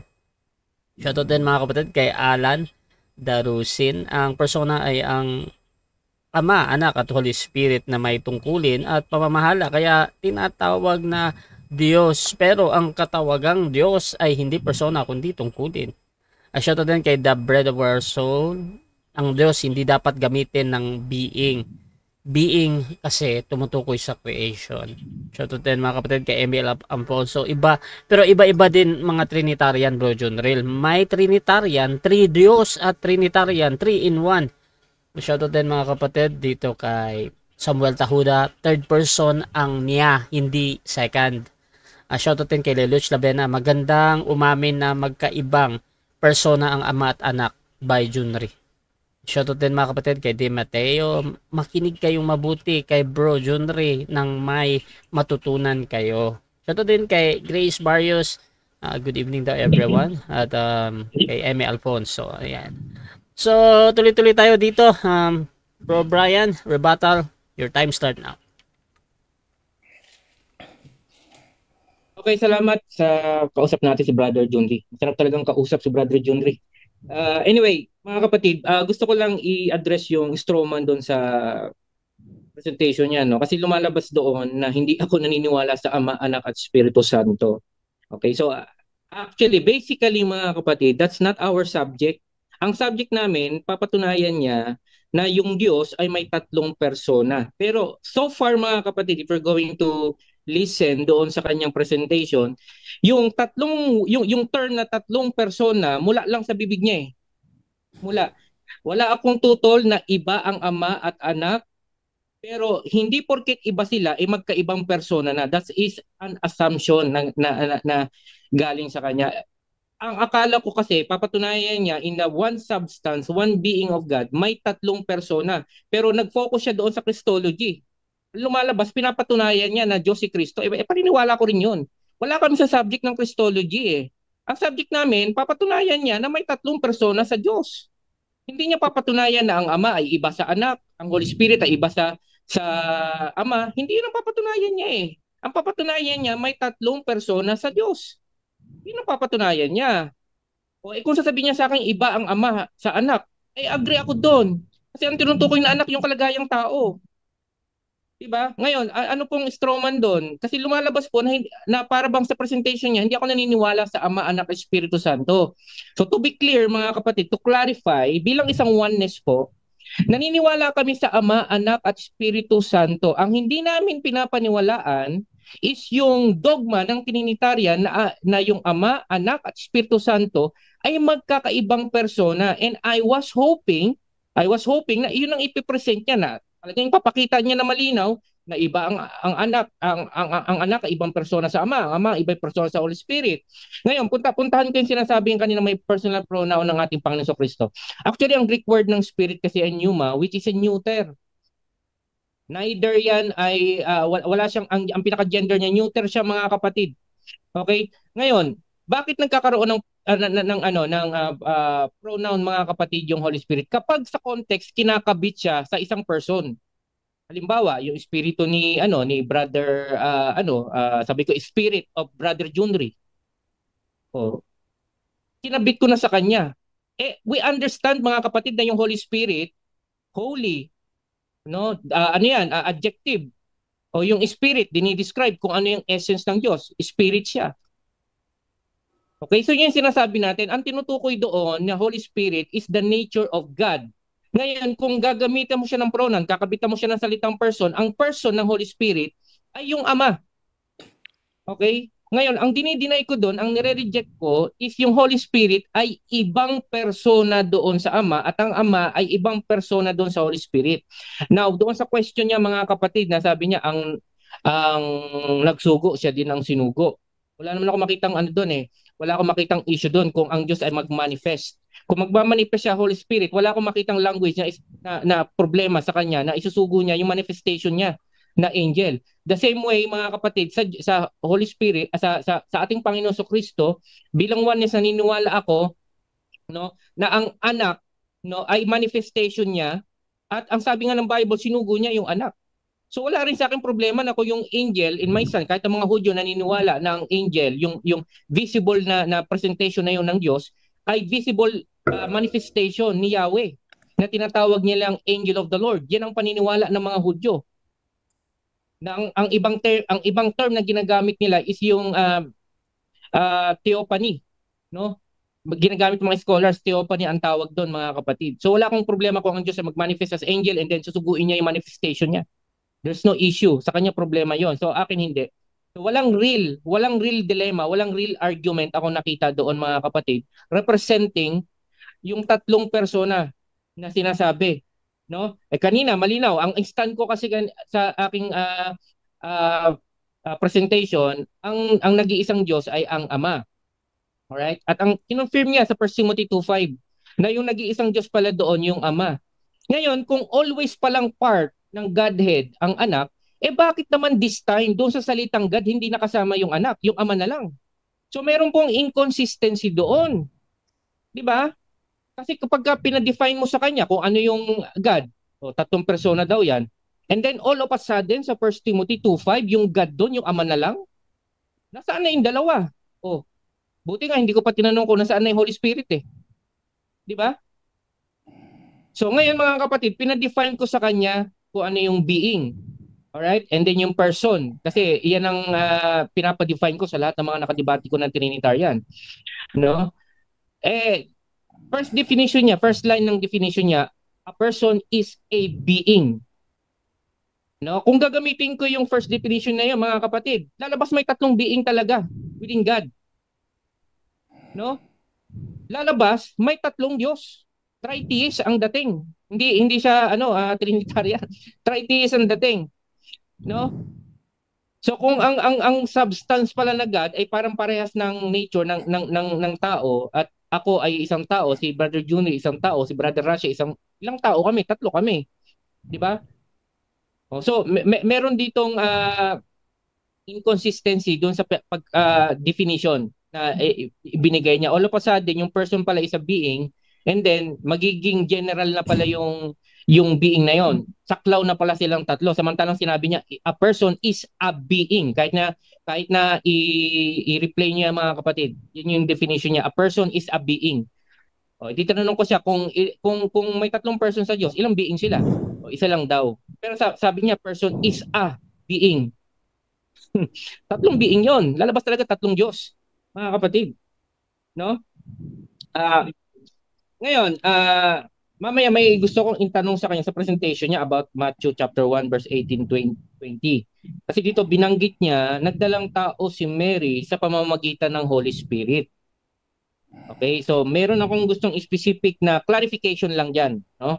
So wag na akong isipin ni Brother Juni na parang inaatake ko yung kanyang ayoko kasing dating na ganun. Gusto ko ng clarification lang sa mga presentation niya. So ngayon, yung sinabi niya 1 John 2:1 na ama at anak, wala akong problema doon kasi yung ama ang tinutukoy doon yung kalagayang Diyos at yung anak ang tinutukoy doon yung kalagayang tao. So meron talagang distinction sila. Okay, meron ding separation of activity. Iba yung ginagawa ng anak, iba yung ginagawa ng ama, pero hindi namin pinag-uusapan kung yung ama ba ay iba sa anak o yung anak ba ay iba sa ama. Ang pinag-uusapan namin, ilang persona ba meron sa Diyos? Hindi porque sinabi niya, iba ang Holy Spirit, iba ang anak, iba ang ama. Does it follow na sila ay magkakaibang persona? Samantalang sa Hebrews chapter 1 verse 8, chapter 1 verse 2, sabi dito, who being the brightness of His glory and the express image of His person. Yung His doon ang tinutukoy, si God sa verse 1. So meron lang isang person si God. At si Kristo yung express image. Kaya wala akong tutol na magkaiba yung ama at ang anak kasi yung anak yung express image. Halimbawa si Brother Junri, okay, pag nakita mo yung Facebook niya, may picture niya yon. Diba? Yun yung express image niya. Hindi mo nakikita mismo si Brother Junri, nakikita mo yung picture niya. Pero siya yun. May distinction yung picture niya at si Brother Junri. Di ba? Pero isa lang yun. Isa lang yung tao na yun, mga kapatid. Pero may distinction. No? So, si Kristo yung express image. Kasi ang Diyos natin, invisible. Okay? At si Kristo, if I'm quoting right, Colossians 1:15, si Christ ang image of the invisible God. Pero hindi yan ang aming issue kasi. Ang issue namin, ilang persona ang Diyos. Hindi namin pinag-uusapan kung si Kristo ba ay Diyos o hindi Diyos eh. That's not the topic. Christology yan eh. Irrelevant yun sa topic namin. No? So, ilan ba ang persona ng Diyos? Kung tatlong persona ang Diyos, tapos meron siyang express image, dapat tatlong persona din ang express image niya. So, hindi ganun eh. Meron lang siyang isang express image. Yung person ng Diyos, base sa Hebrews chapter 1:3 na singular, who being the brightness of His glory and the express image of His person, singular, yung His doon, again, ulitin ko, ang tinutukoy ang Diyos, kung maraming person ang Diyos, tatlo, dalawa, dapat yung express image niya, nagre-represent kung ilang person siya. Kaso isa lang eh. Isa lang yung person yung isang human person, si Christ. Okay? So, iyan na yung mga patunay natin na mayroon lang isang persona ang Diyos. Pero wala siyang mabasa na may plural na persons o tatlong persons. Wala siyang ganun mabasa. Galing lang yun sa kanyang assumption doon sa nabasa niya. Porkit magkaiba sa kanya, ibang persona na raw. Okay? So, yun yung nakikita ko na kanyang argumento. Which it does not follow po. Done. Okay na po yun, Brother Rasha. Okay, so dyan nagtatapos mga kapatid ang second presentation ng ating first speaker. Dako tayo sa pagtatanong ng ating second speaker, Brother Junri. Your time start now. Okay, maraming salamat, Brother Brian. Unang tanong bro, napansin mo ba ang sarili mo bro na kukontrahan yung mga pahayag mo bro? Oo o hindi? Hindi. Pero kung napansin mo na mayroong pagkukontrahan, pwede mong i-address siya sa iyong rebuttal. Sige. Kaganina kasi bro, narinig ko kasi sabi mo kaganina. ang hindi namin pinaniniwalaan ay magkaibas ang Ama, ang Anak at ang Espiritu Santo. Kinukonfirma mo yun na hindi kayo naniniwala na magkaiba ang Ama, Anak at Espiritu Santo. Sinabi mo yan kanina. Hindi. Ang exact word ko is hindi kami naniniwala na magkakaibang persona ang Ama, Anak at Espiritu Santo. Pero naniniwala kami sa Ama, Anak at Espiritu Santo. Okay, so hindi kayo naniniwala na magkakaiba. No? Hindi kayo naniniwala na magkakaiba ang Ama, Anak at Espiritu Santo. Pero sinabi mo ngayon lang, wala akong tutol na magkaiba ang Ama, Anak at Espiritu Santo. Sangayanan mo rin yan. Sinabi mo rin na wala kang tutol na magkakaiba sila. Correct. Wala akong tutol na magkakaiba sila. Ang tutol ko, magkakaiba silang persona ayon sa mga Trinitarian. So, may distinction yung sinasabi ko. Wala akong tutol na magkaiba ang Ama at Anak. Ang tutol ko, magkaibang persona sila. So, may kaibahan yun, Brother Junry. Next question. Ano ang distinction doon? Ano ang pinagkaiba nila kung hindi ang persona? Kalagayan. Magkaiba ng kalagayan ang Ama Espiritu, ang Anak ay nasa kalagayang tao. So magkaiba sila. So kung ang punto mo lang magkaiba sila, I agree. Pero kung sasabihin mo magkaibang divine person as Trinitarian, frame it, I don't agree. Next question. Okay, so yung Ama, yun yung Anak para sa'yo. Yung Ama, yun yung naging Anak. Magkaibang, ulit yung tanong mo bro, magkaibang tanong yun eh. Ulit. Ang tanong ko ngayon, kasi sabi mo kasi magkaiba lang sila ng kalagayan pero hindi sila magkaiba ng persona. So, dati ang kalagayan ng Ama, Espiritu. Nung naging anak na, yun bang naging anak, yun yung Ama? Yes. Yes. Yes. Yes. Next question. Sino ang natira sa langit? Yung Ama pa rin. Kasi sa stand ko, kasi ito irrelevant to sa subject natin eh. Yung Ama, nung nagkatawang tao siya, wala akong paniniwalang na nawala siya sa kanyang kalagayang Diyos. God is omnipresent. Pwede siyang nandyan sa Pilipinas at nandito at the same time, pero hindi ibig sabihin na wala siya sa langit. Okay. So kung ibig mong sabihin, kung ang Ama nasa lupa, nasa langit din siya. Yes, simultaneous siyang umiiral. Ang pag-iral niya bilang Diyos na Espiritu at pag-iral niya bilang tao, sabay, simultaneous. Magkaibang pag-iral, hindi po magkaibang persona. Next question. Okay. Bakit sa Genesis 11 ang Diyos na sa langit sinabi niya, bumaba tayo sa lupa? Bakit kinakailangan pa niyang bumaba sa lupa kung nasa lupa din siya, nasa langit siya? Pakisagot. Anong verse po 'yun? Nako. Okay. Mr. Moderator, basahin natin. Ganito. For clarification. Clarification yun, pero naka-time stop to proceed. Hindi. Genesis, Jeremiah, nalito ako dun sa verse na binigyan. Okay. Clarify ko na lang yung tanong, Mr. Moderator. Sige, proceed. Pero, Brother Brian, depende yan kung ano yung ika-clarify niya. Proceed lang, Brother Jun. Yes, kasi ang sabi niya kasi, Mr. Moderator, ang Ama, kahit pa, dahil ang Ama daw, ang Diyos ay nasa lahat ng tao, kahit nandito siya, nandun din siya sa langit at nasa lupa. Bakit dito sa Genesis 11:7, ang sabi ng Diyos, nasa langit ang Diyos dito, ang sabi niya, ang mabuti, bumaba tayo, o personal pronoun na personal pronoun siya na plural.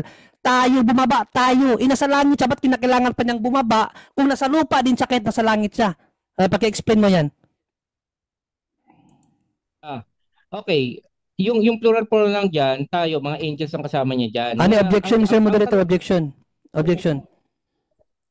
Hindi sa plurality of person ang tanong ko.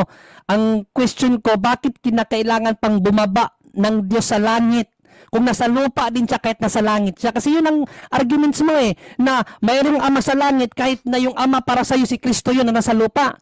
So, hindi na kinakailangan na walang Ama sa langit kasi kahit na yung Ama na si Kristo nasa lupa, nasa langit din siya. Ibig sabihin kahit saan siya nasa dako. Okay. Pero bakit sa Genesis 11:7, ang sabi ng Diyos nasa langit siya, bumaba tayo sa lupa? Bakit kinakailangan pang bumaba ng Diyos sa lupa kung nasa lupa din siya kahit nasa langit siya? Sagutin mo yan. Okay, counter objection, meron ba?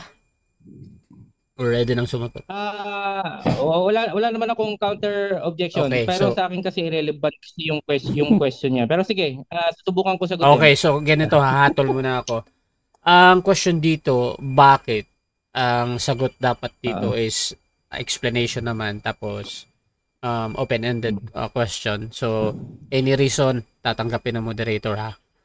Brother Brian, bakit daw? Proceed bro, 20 seconds.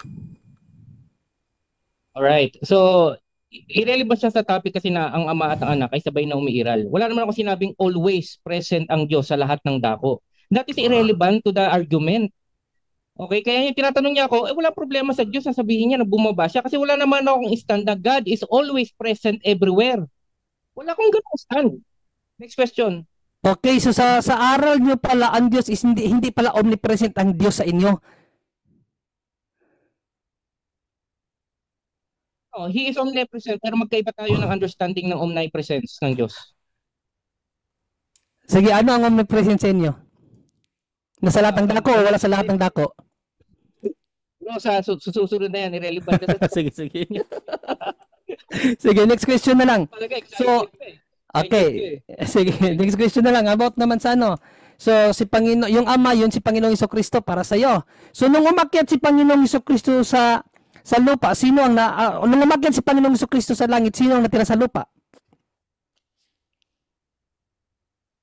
Wala. Wala? Natira kung ang tinutukoy mo yung anak.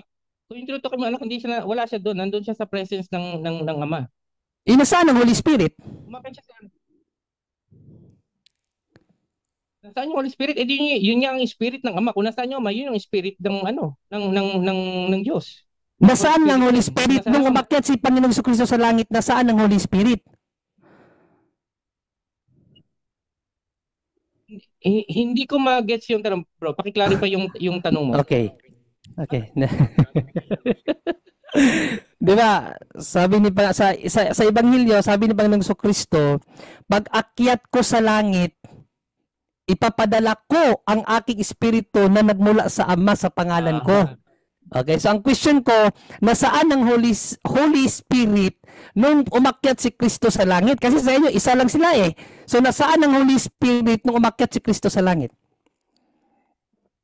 Okay, since may binigay kang specific na talata, pinadala nga ng Ama ang banal na Espiritu. Kaya yun, hindi ko mag-guess, umakyat saan ang Holy Spirit, hindi ko makuha yung basis ng tanong mo eh. So yun, pinadala ng Diyos yun, si Kristo kumikilos sa atin ngayon sa pamamagitan ng Holy Spirit. So ang Holy Spirit nandito sa atin kumikilos, while ang anak nandoon sa presence ng Ama. Next question. So hindi sila isang persona, magkaiba pala sila ng persona kasi ang Holy Spirit nandito, yung anak naman nasa langit kasama ang Ama. Magkaiba sila ng persona. Yun ang unawa mo, bro. Hindi sila magkaibang persona sa stand ko. Time. Hindi mo pwedeng Hindi daw, okay ba? sa iba't ibang spirit. Time. So dako tayo mga kapatid sa rebuttal ng ating second speaker, Brother Junri. Your time start now. Maraming salamat. Wala lang, ang nakuha ko lang is puro kaguluhan. Para akong naka-ride sa Ferris wheel mga kapatid, no? So yan po ang problema sa oneness. Pagdating na po sa tanungan, na po talaga hindi nila kayang i-hold ang kanilang mga sagot. Tingnan mo dumating na siya sa punto na sinabi niya, hindi all the time ang God omnipresent. Saan yan? Hindi daw all the time ang God omnipresent. Ayan ang problema. Kapag oneness ka. Kasi kiniklaim nila, ang Ama siya si Kristo. Kung kung Ama yun ang Kristo, so wala nang Ama sa langit. Kasi hindi man po pwede na yung Ama naging tao, andun pa rin siya sa langit. Kalukuhan yun, Brother Brian. Kahit ikaw, sa realidad, hindi pwede mangyari yun.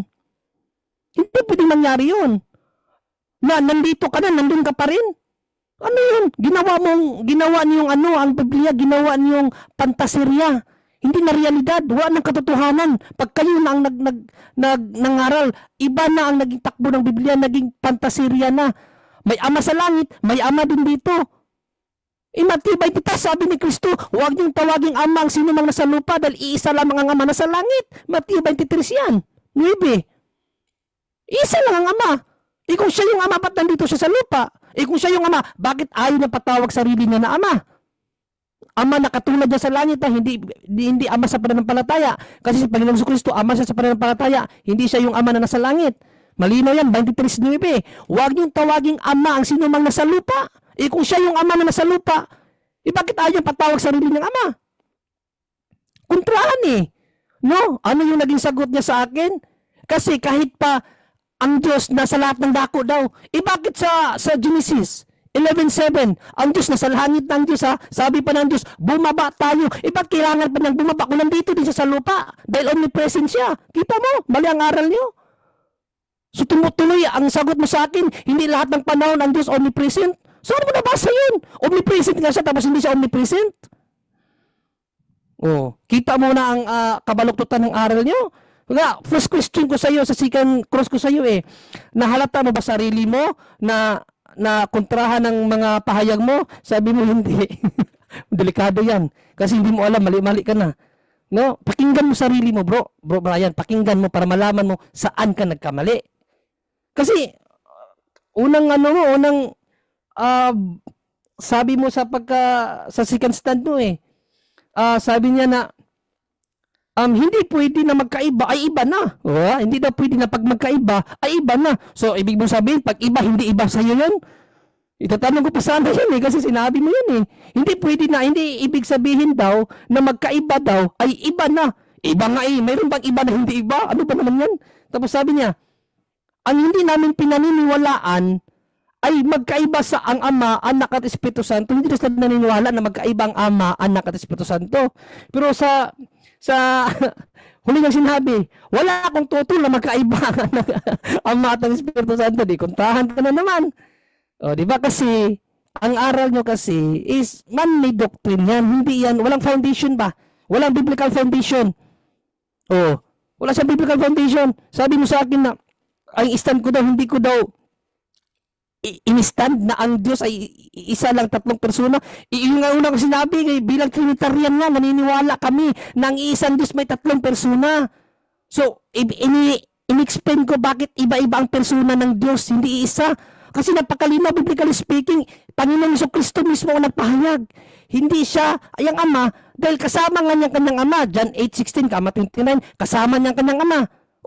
Revelation 3:21, siya nakaupo sa kanan ng kanyang Ama. May nakaupo ba kasama niya? Nakaupo tapos siya din? Ano siya, dual? Ano ba naman yan?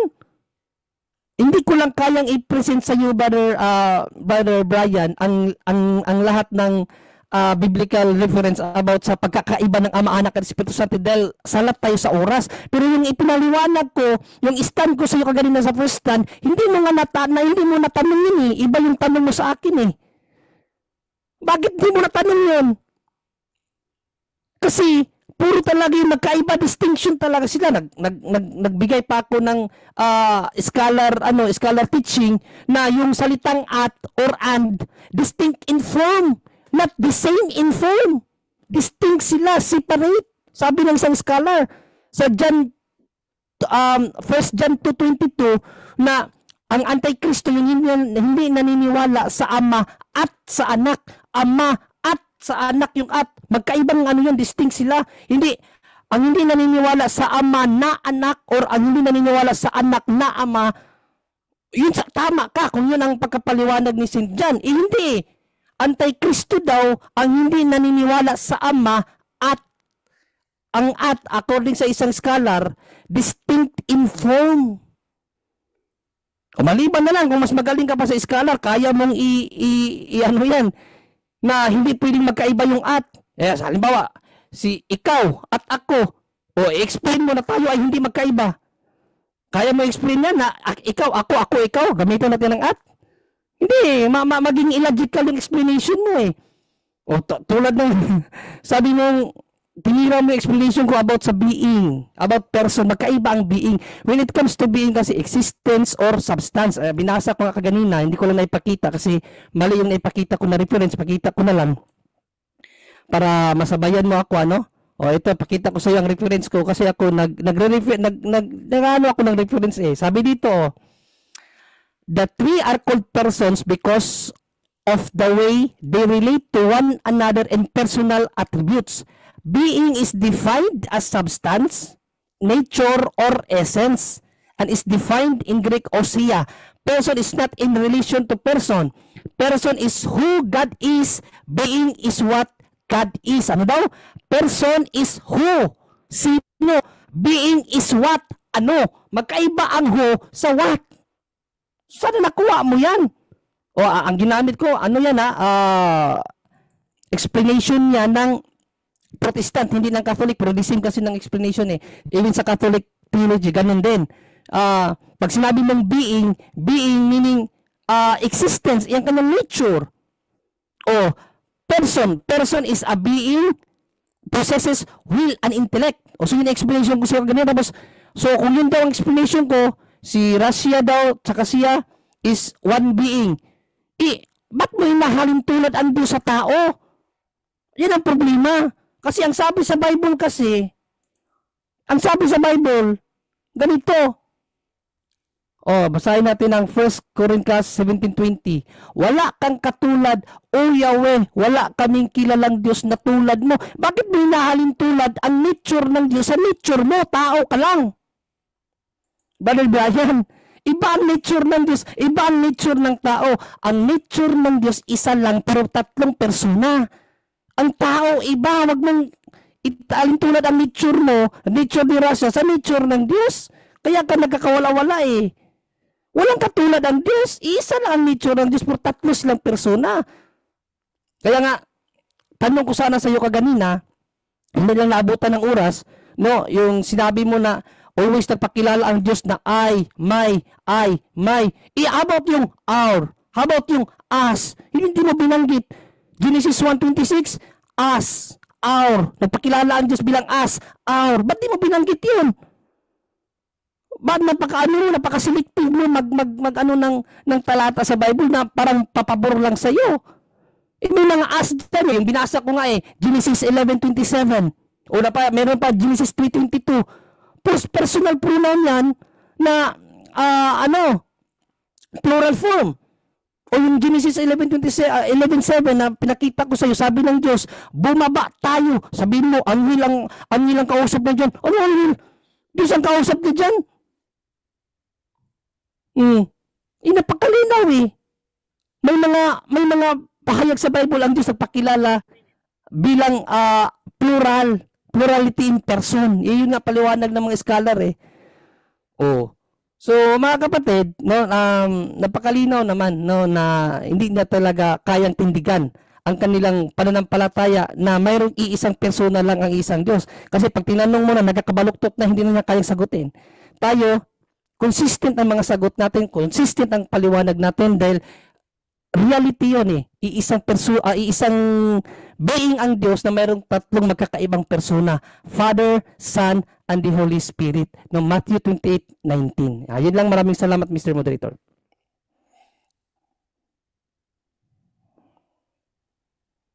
Sa ating second cross ng ating first speaker, Pastor Brian, your time start now. Sorry. Salamat Brother Junri sa sa rebuttal mo. Bro, ang tanong ko itong si Yahweh, ito ba yung Diyos na may tatlong persona sa stand mo sa Trinity? Si Yahweh, yes, ang Trinity sa Tetragrammaton, no, Yahweh, pangalan ng Diyos 'yan na mayroong tatlong persona. Pero isang Diyos lang 'yan.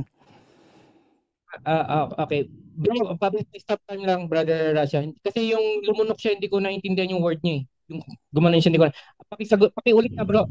Paulit, bro. Hindi ko na pick up yung word niya. Yes, ang tanong mo kasi yun bang si Yahweh, ayun yung may tatlong persona. Sagot ko, yes. Ano naman yun categorical naman yun eh. Yes, yun yung, kasi yung Yahweh kasi pangalan ng Diyos yan, Tetragrammaton, no?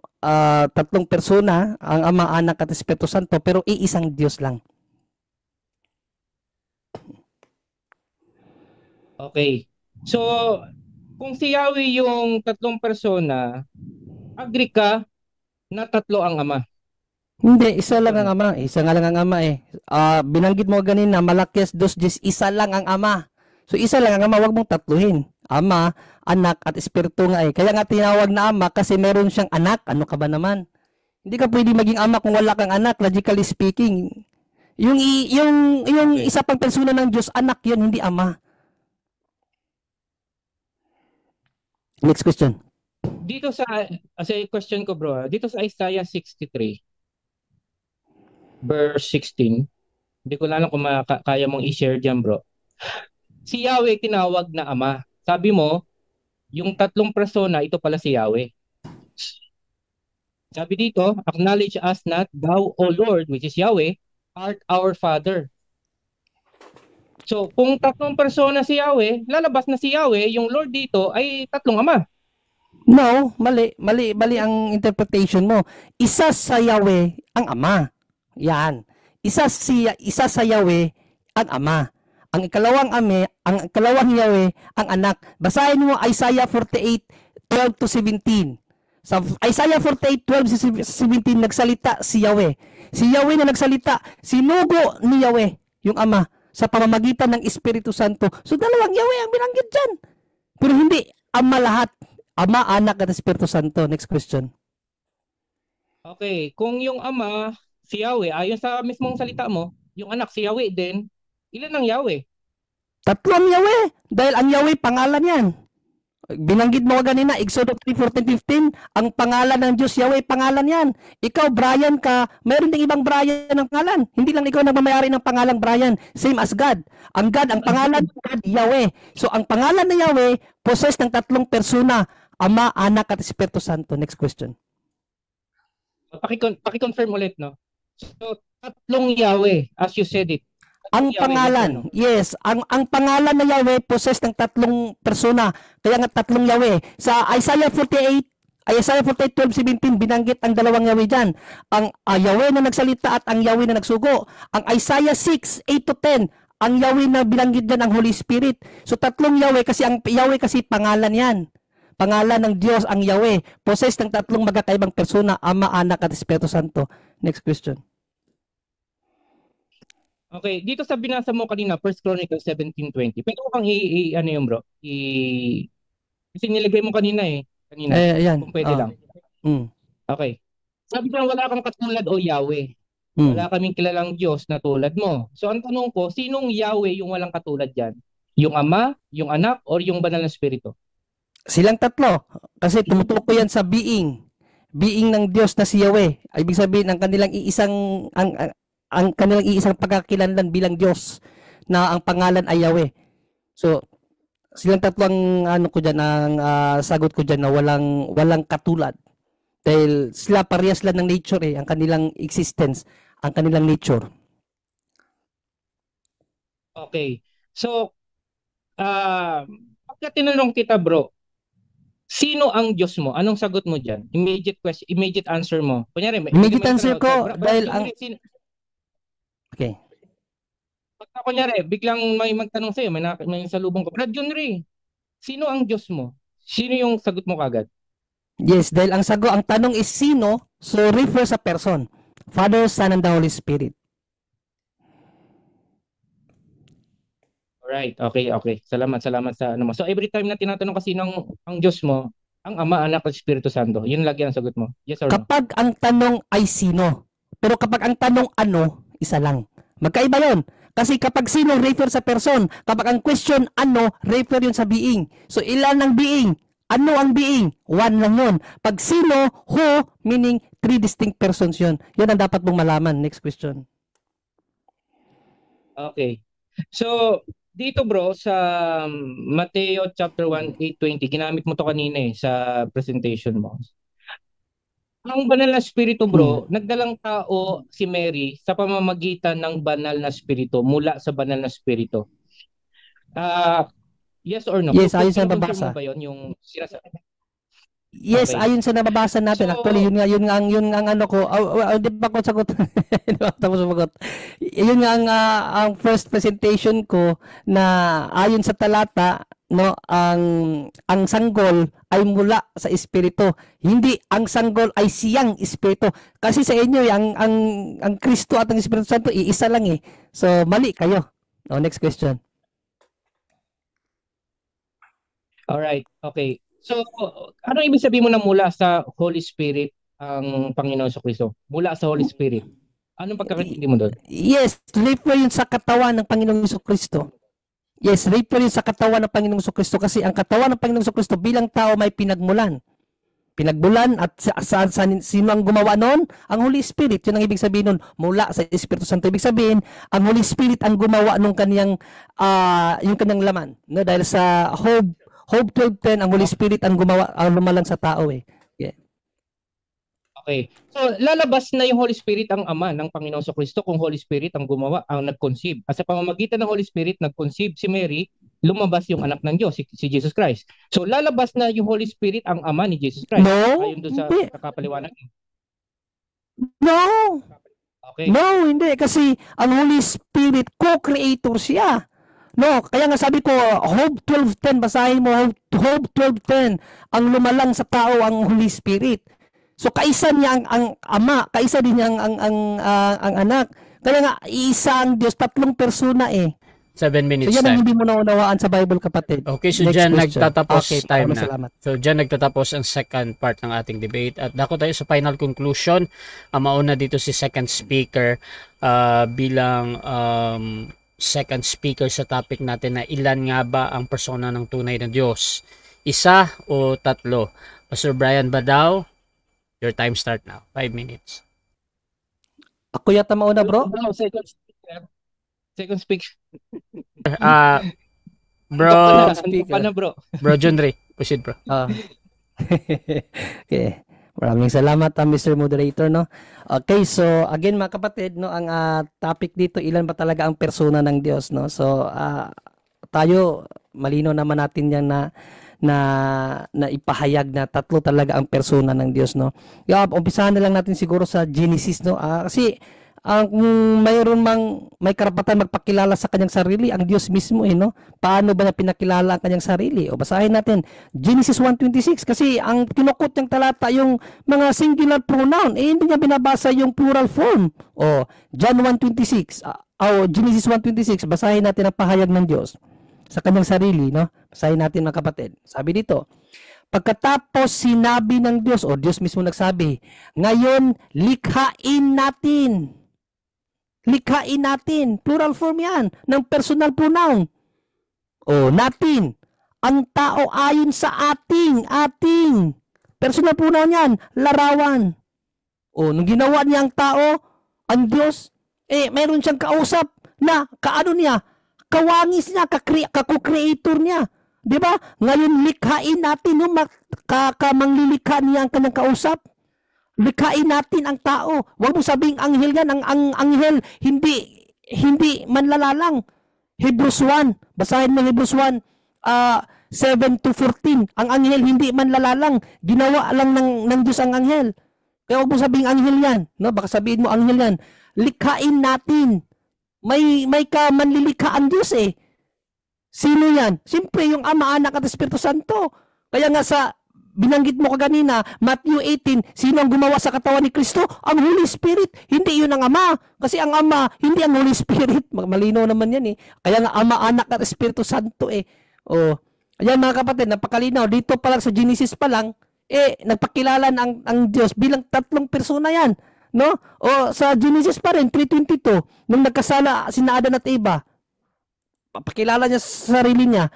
Pagkatapos sinabi ng Panginoong Yahweh, o Panginoong Yahweh, katulad na natin. O sino naman yung natin? Si Yahweh, natin. O baka sabihin mo o tatlo na yung Yahweh nila. Tatlo yung pangalan kasi na nagmamay-ari ng pangalang Yahweh. Ama, Anak at Espiritu Santo. Yan. Dapat malaman mo yan. Yung Yahweh, pangalan yan. Possessed ng tatlong persona, Ama, Anak at Espiritu Santo.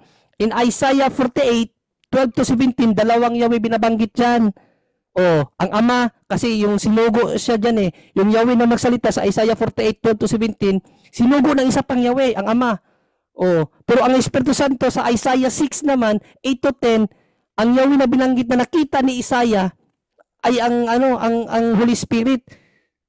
So magkakaiba sila, hindi iisang persona ang Diyos o si Yahweh, tatlong magkakaibang persona. Hindi ko pa nga lang natakil yung sa sa Exodo, yung una niyang tinalata, Exodo 3:14-15, na nagpakilala ang Diyos bilang si Yahweh. Kasi sa 1-6 niyan, yung Diyos na nagpakilalang si Yahweh, yun yung anghel ni Yahweh na inutusan ni Yahweh. So, si Yahweh nag-utos, yung inutusan niya tinawag na anghel ni Yahweh. Pero yung anghel ni Yahweh, nagpakilala yun na si Yahweh. So, dalawang persona yun. Hindi isang persona lang. Kasi iba ang nagsugo, iba ang sinugo actually. Ayon sa isang scholar, magkaiba talaga yun. No? Babasahin ko sa iyo ha. Magkaiba Yahweh yun, no? Wait lang ha. Okay. Yes, pakita ko lang no, ayon sa scholar na Protestant scholar bang anuhin natin kasi para hindi ano. Ayan, Exodus 3:26 pakita ko sa iyo na yung Yahweh si Jesus yun, hindi yun yung Ama. Wait lang ha. Nawala naman tuloy yung aking ano. Ito ba yun? Ay hindi eh. Mali. Ito pala. Ayan, no? Basahin ko na lang, no? Exodus 3:26, the angel of Yahweh appears unto Moses and addresses himself as Yahweh, the Lord. Angel of the Lord representing his office, but his office nature being seen of men would have to claim that he was Jesus the Lord. Yung angel ni Yahweh, yan si Yahweh. Si Panginoong Jesucristo yun, hindi yun yung Ama, kapatid. Kaya yung nagpakilala sa Genesis o sa Exodus 3 na anghel ni Yahweh na nagpakilala, si Jesus yun. Hindi yun yung Ama. Kaya nga inutusan no, sa Exodus 3, 1-6, yung anghel ni Yahweh, inutusan yun ni Yahweh. Basahin mo sa Exodus 23, 18-23. Ayan lang, maraming salamat. Okay, so dako din tayo sa final conclusion ng ating first speaker kay Pastor Brian Badaos sa topic again na ilan nga ba ang persona ng tunay na Diyos? Isa o tatlo? Pastor Brian, your time start now. Alright. Salamat, Brother Junri. And binanggit niya yung Genesis 1:26, ano? At ang sabi niya, nagpakilala daw ang Diyos doon. Hindi po nagpakilala ang Diyos doon. Yes, may sinasabi doon na parang may kausap ang Diyos doon sa verse. Pero ang pagkakagamit niya kasi, dapat tignan natin yung verse kung saan nagpakilala ang Diyos. Hindi po nagpakilala ang Diyos doon. Nabasa lang doon na meron siyang kausap sa verse. Hindi siya napapakilala doon. Nagpakilala siya doon sa binasa natin, Exodus chapter 3 verse 14.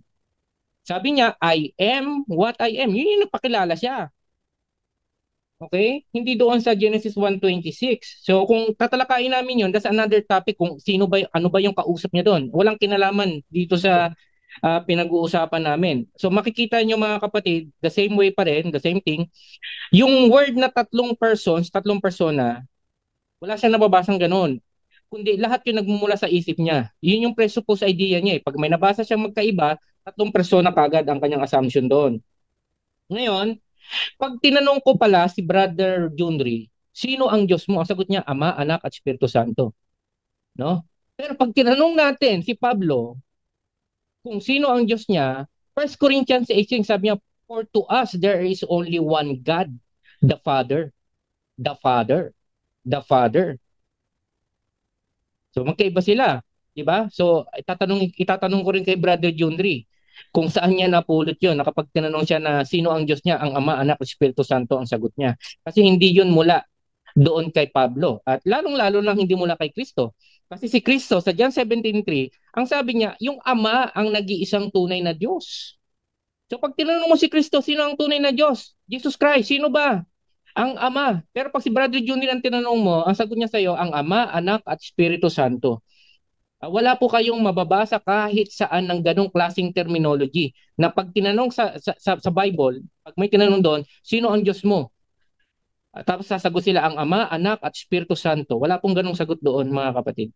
Pag tinanong mo si Jesus Christ, ang Ama ang kanyang nag-iisang Diyos. Pag tinanong mo si Pablo, ang Ama ang nag-iisang tunay na Diyos.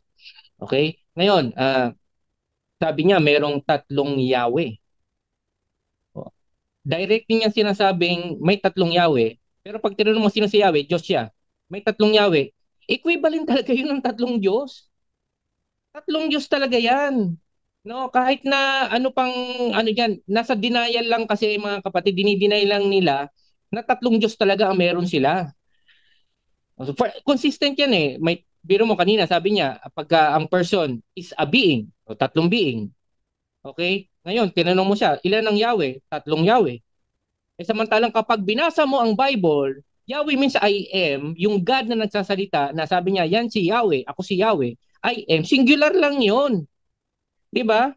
Ngayon, yung pinopoint out niya ng mga plural pronouns, ibang issue yan. May mga sagot tayo dyan. Pero hindi yan hindi yan ang tanong, hindi rin yung patunay. Kasi kung sasabihin ko na okay, sige, tanggapin natin yung us tsaka yung our plural yan. May mga kasama siya. So ilan yun? Ilan ang kasama niya? Pwedeng 3, pwedeng 4, pwedeng 5, pwedeng 6. Di ba?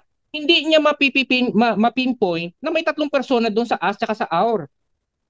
Di ba? Sana sa presentation niya talaga, na i-present niya na maayos doon sa being na God, may 3 persona, Ama, Anak, at Espiritu Santo. Kaso pumunta siya sa New Testament, ine-emphasize niya yung pagiging iba ng anak sa Ama, diba? Irrelevant yun sa topic namin. Irrelevant. No? So, kala ko makakapag-present siya ng iba doon sa mga nakadebate ko dati pa. No? Kaya pare-parehas lang. Yung talagang punto per punto, Trinitarian doctrine na 3 persona talaga na ipapakita ng malinaw. Di ba? Kaso hindi, yung Hebrews 1:3 hindi niya pinuntuhan 'yon. Binalikan ko sa presentation ko 'yon. Then binalikan ko sa rebuttal ko. Hanggang conclusion niya hindi niya tinakil yung person, yung singular word na person. Okay, kasi wala siyang mabasang persons eh. Lahat 'yun nasa isip lang ni Brother Jundre, yung persons, 3 persons. Ang mababasa niya, yung singular, yung person, salitang person doon sa Bible. The person of God. Singular. At ang presentation ng person niya na yon, singular din, si Jesus Christ. Hindi 3 ang express image ng person ng Diyos. Di ba? So, yun yung mga gusto nating may 3 Yahweh siya. At kapag tinanong mo kung sino ang Diyos niya, ang Ama, Anak, at Espiritu Santo. Okay, so that is not a biblical statement anywhere, mga kapatid. Tanungin mo si Jesus Christ, ang Ama, ang nag-iisang Diyos. Tanungin mo si Pablo, ang Ama, ang nag-iisang Diyos. Salamat po. Okay, so dyan nagtatapos ang debate natin between COAT mga kapatid at RCC. At before natin i-end yung ating live, syempre gusto ko muna silang magpasalamat sa lahat ng nanonood kahit saang platform man. Unahin natin si Pastor Brian, bro. Salamat. Ay, ako bro, salamat kay una-una sa Panginoon for this opportunity na makapagbahagi tayo. And sobrang thank you din kay Brother Juni. Buti bro, natuloy din yung debate natin. And salamat sa pagiging Maginoo. And sana ma-maintain natin, maging consistent tayo dito sa pagiging Maginoo natin.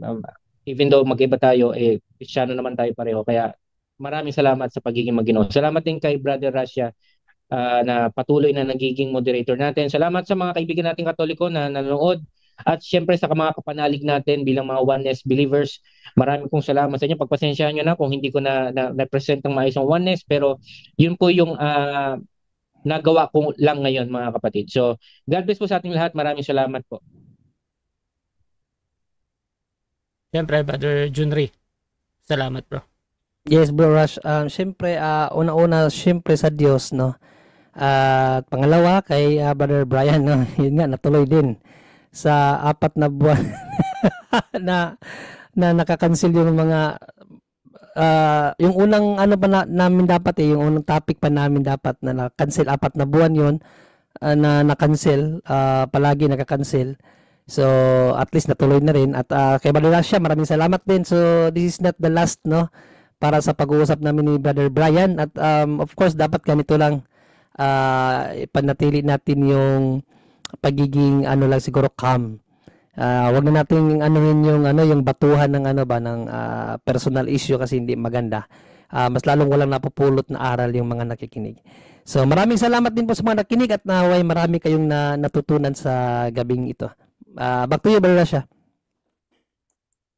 Russia TV, gusto rin magpasalamat sa lahat ng sumusuporta at laging naniniwala pa din sa ating pagmamoderate. Kung gusto nyo sumali sa ganitong gawain, pwede kayo mag-PM sa akin or maghamon man sa dalawang ito. Nandito si Pastor Brian Badao at si Brother Junri at pwede nyo akong gamitin as mediator sa inyong pag-uusap. Basta sumasang-ayon lang kayo sa lahat ng patakaran dito sa aking platform mga kapatid. Kasama din dito yung kondisyon ng ating mga debatista na gaya ni Pastor Brian. I think Saturday yung free niya, mga ganitong time. Meron din si Brother Junri. Siyempre gusto niya open cam as possible, tapos meron talagang pain, ayaw din niya ng kapwa Catholic. Ayan. So merong mga kondisyon mga kapatid yung ating mga Dibatista. At syempre yung inyong obligasyon mga kapatid. So please subscribe yung ating YouTube channel Russia Debates at yung aking Facebook Russia Vista. Diyan lang ako laging nagla-live sa aking personal Facebook mga kapatid. So you can follow me dahil medyo madami na yung nag-a-add sa atin, punuan na talaga. So you can follow me na lang para sa tuloy-tuloy na pakikinig ng mga ganitong pag-uusap. So maraming salamat again sa punto por punto na lagi tayong iniimbitahan sa mga ganitong pag-uusap at kay Brother Jando. So maraming salamat. This is Admin Russia ng Russia TV and we're out.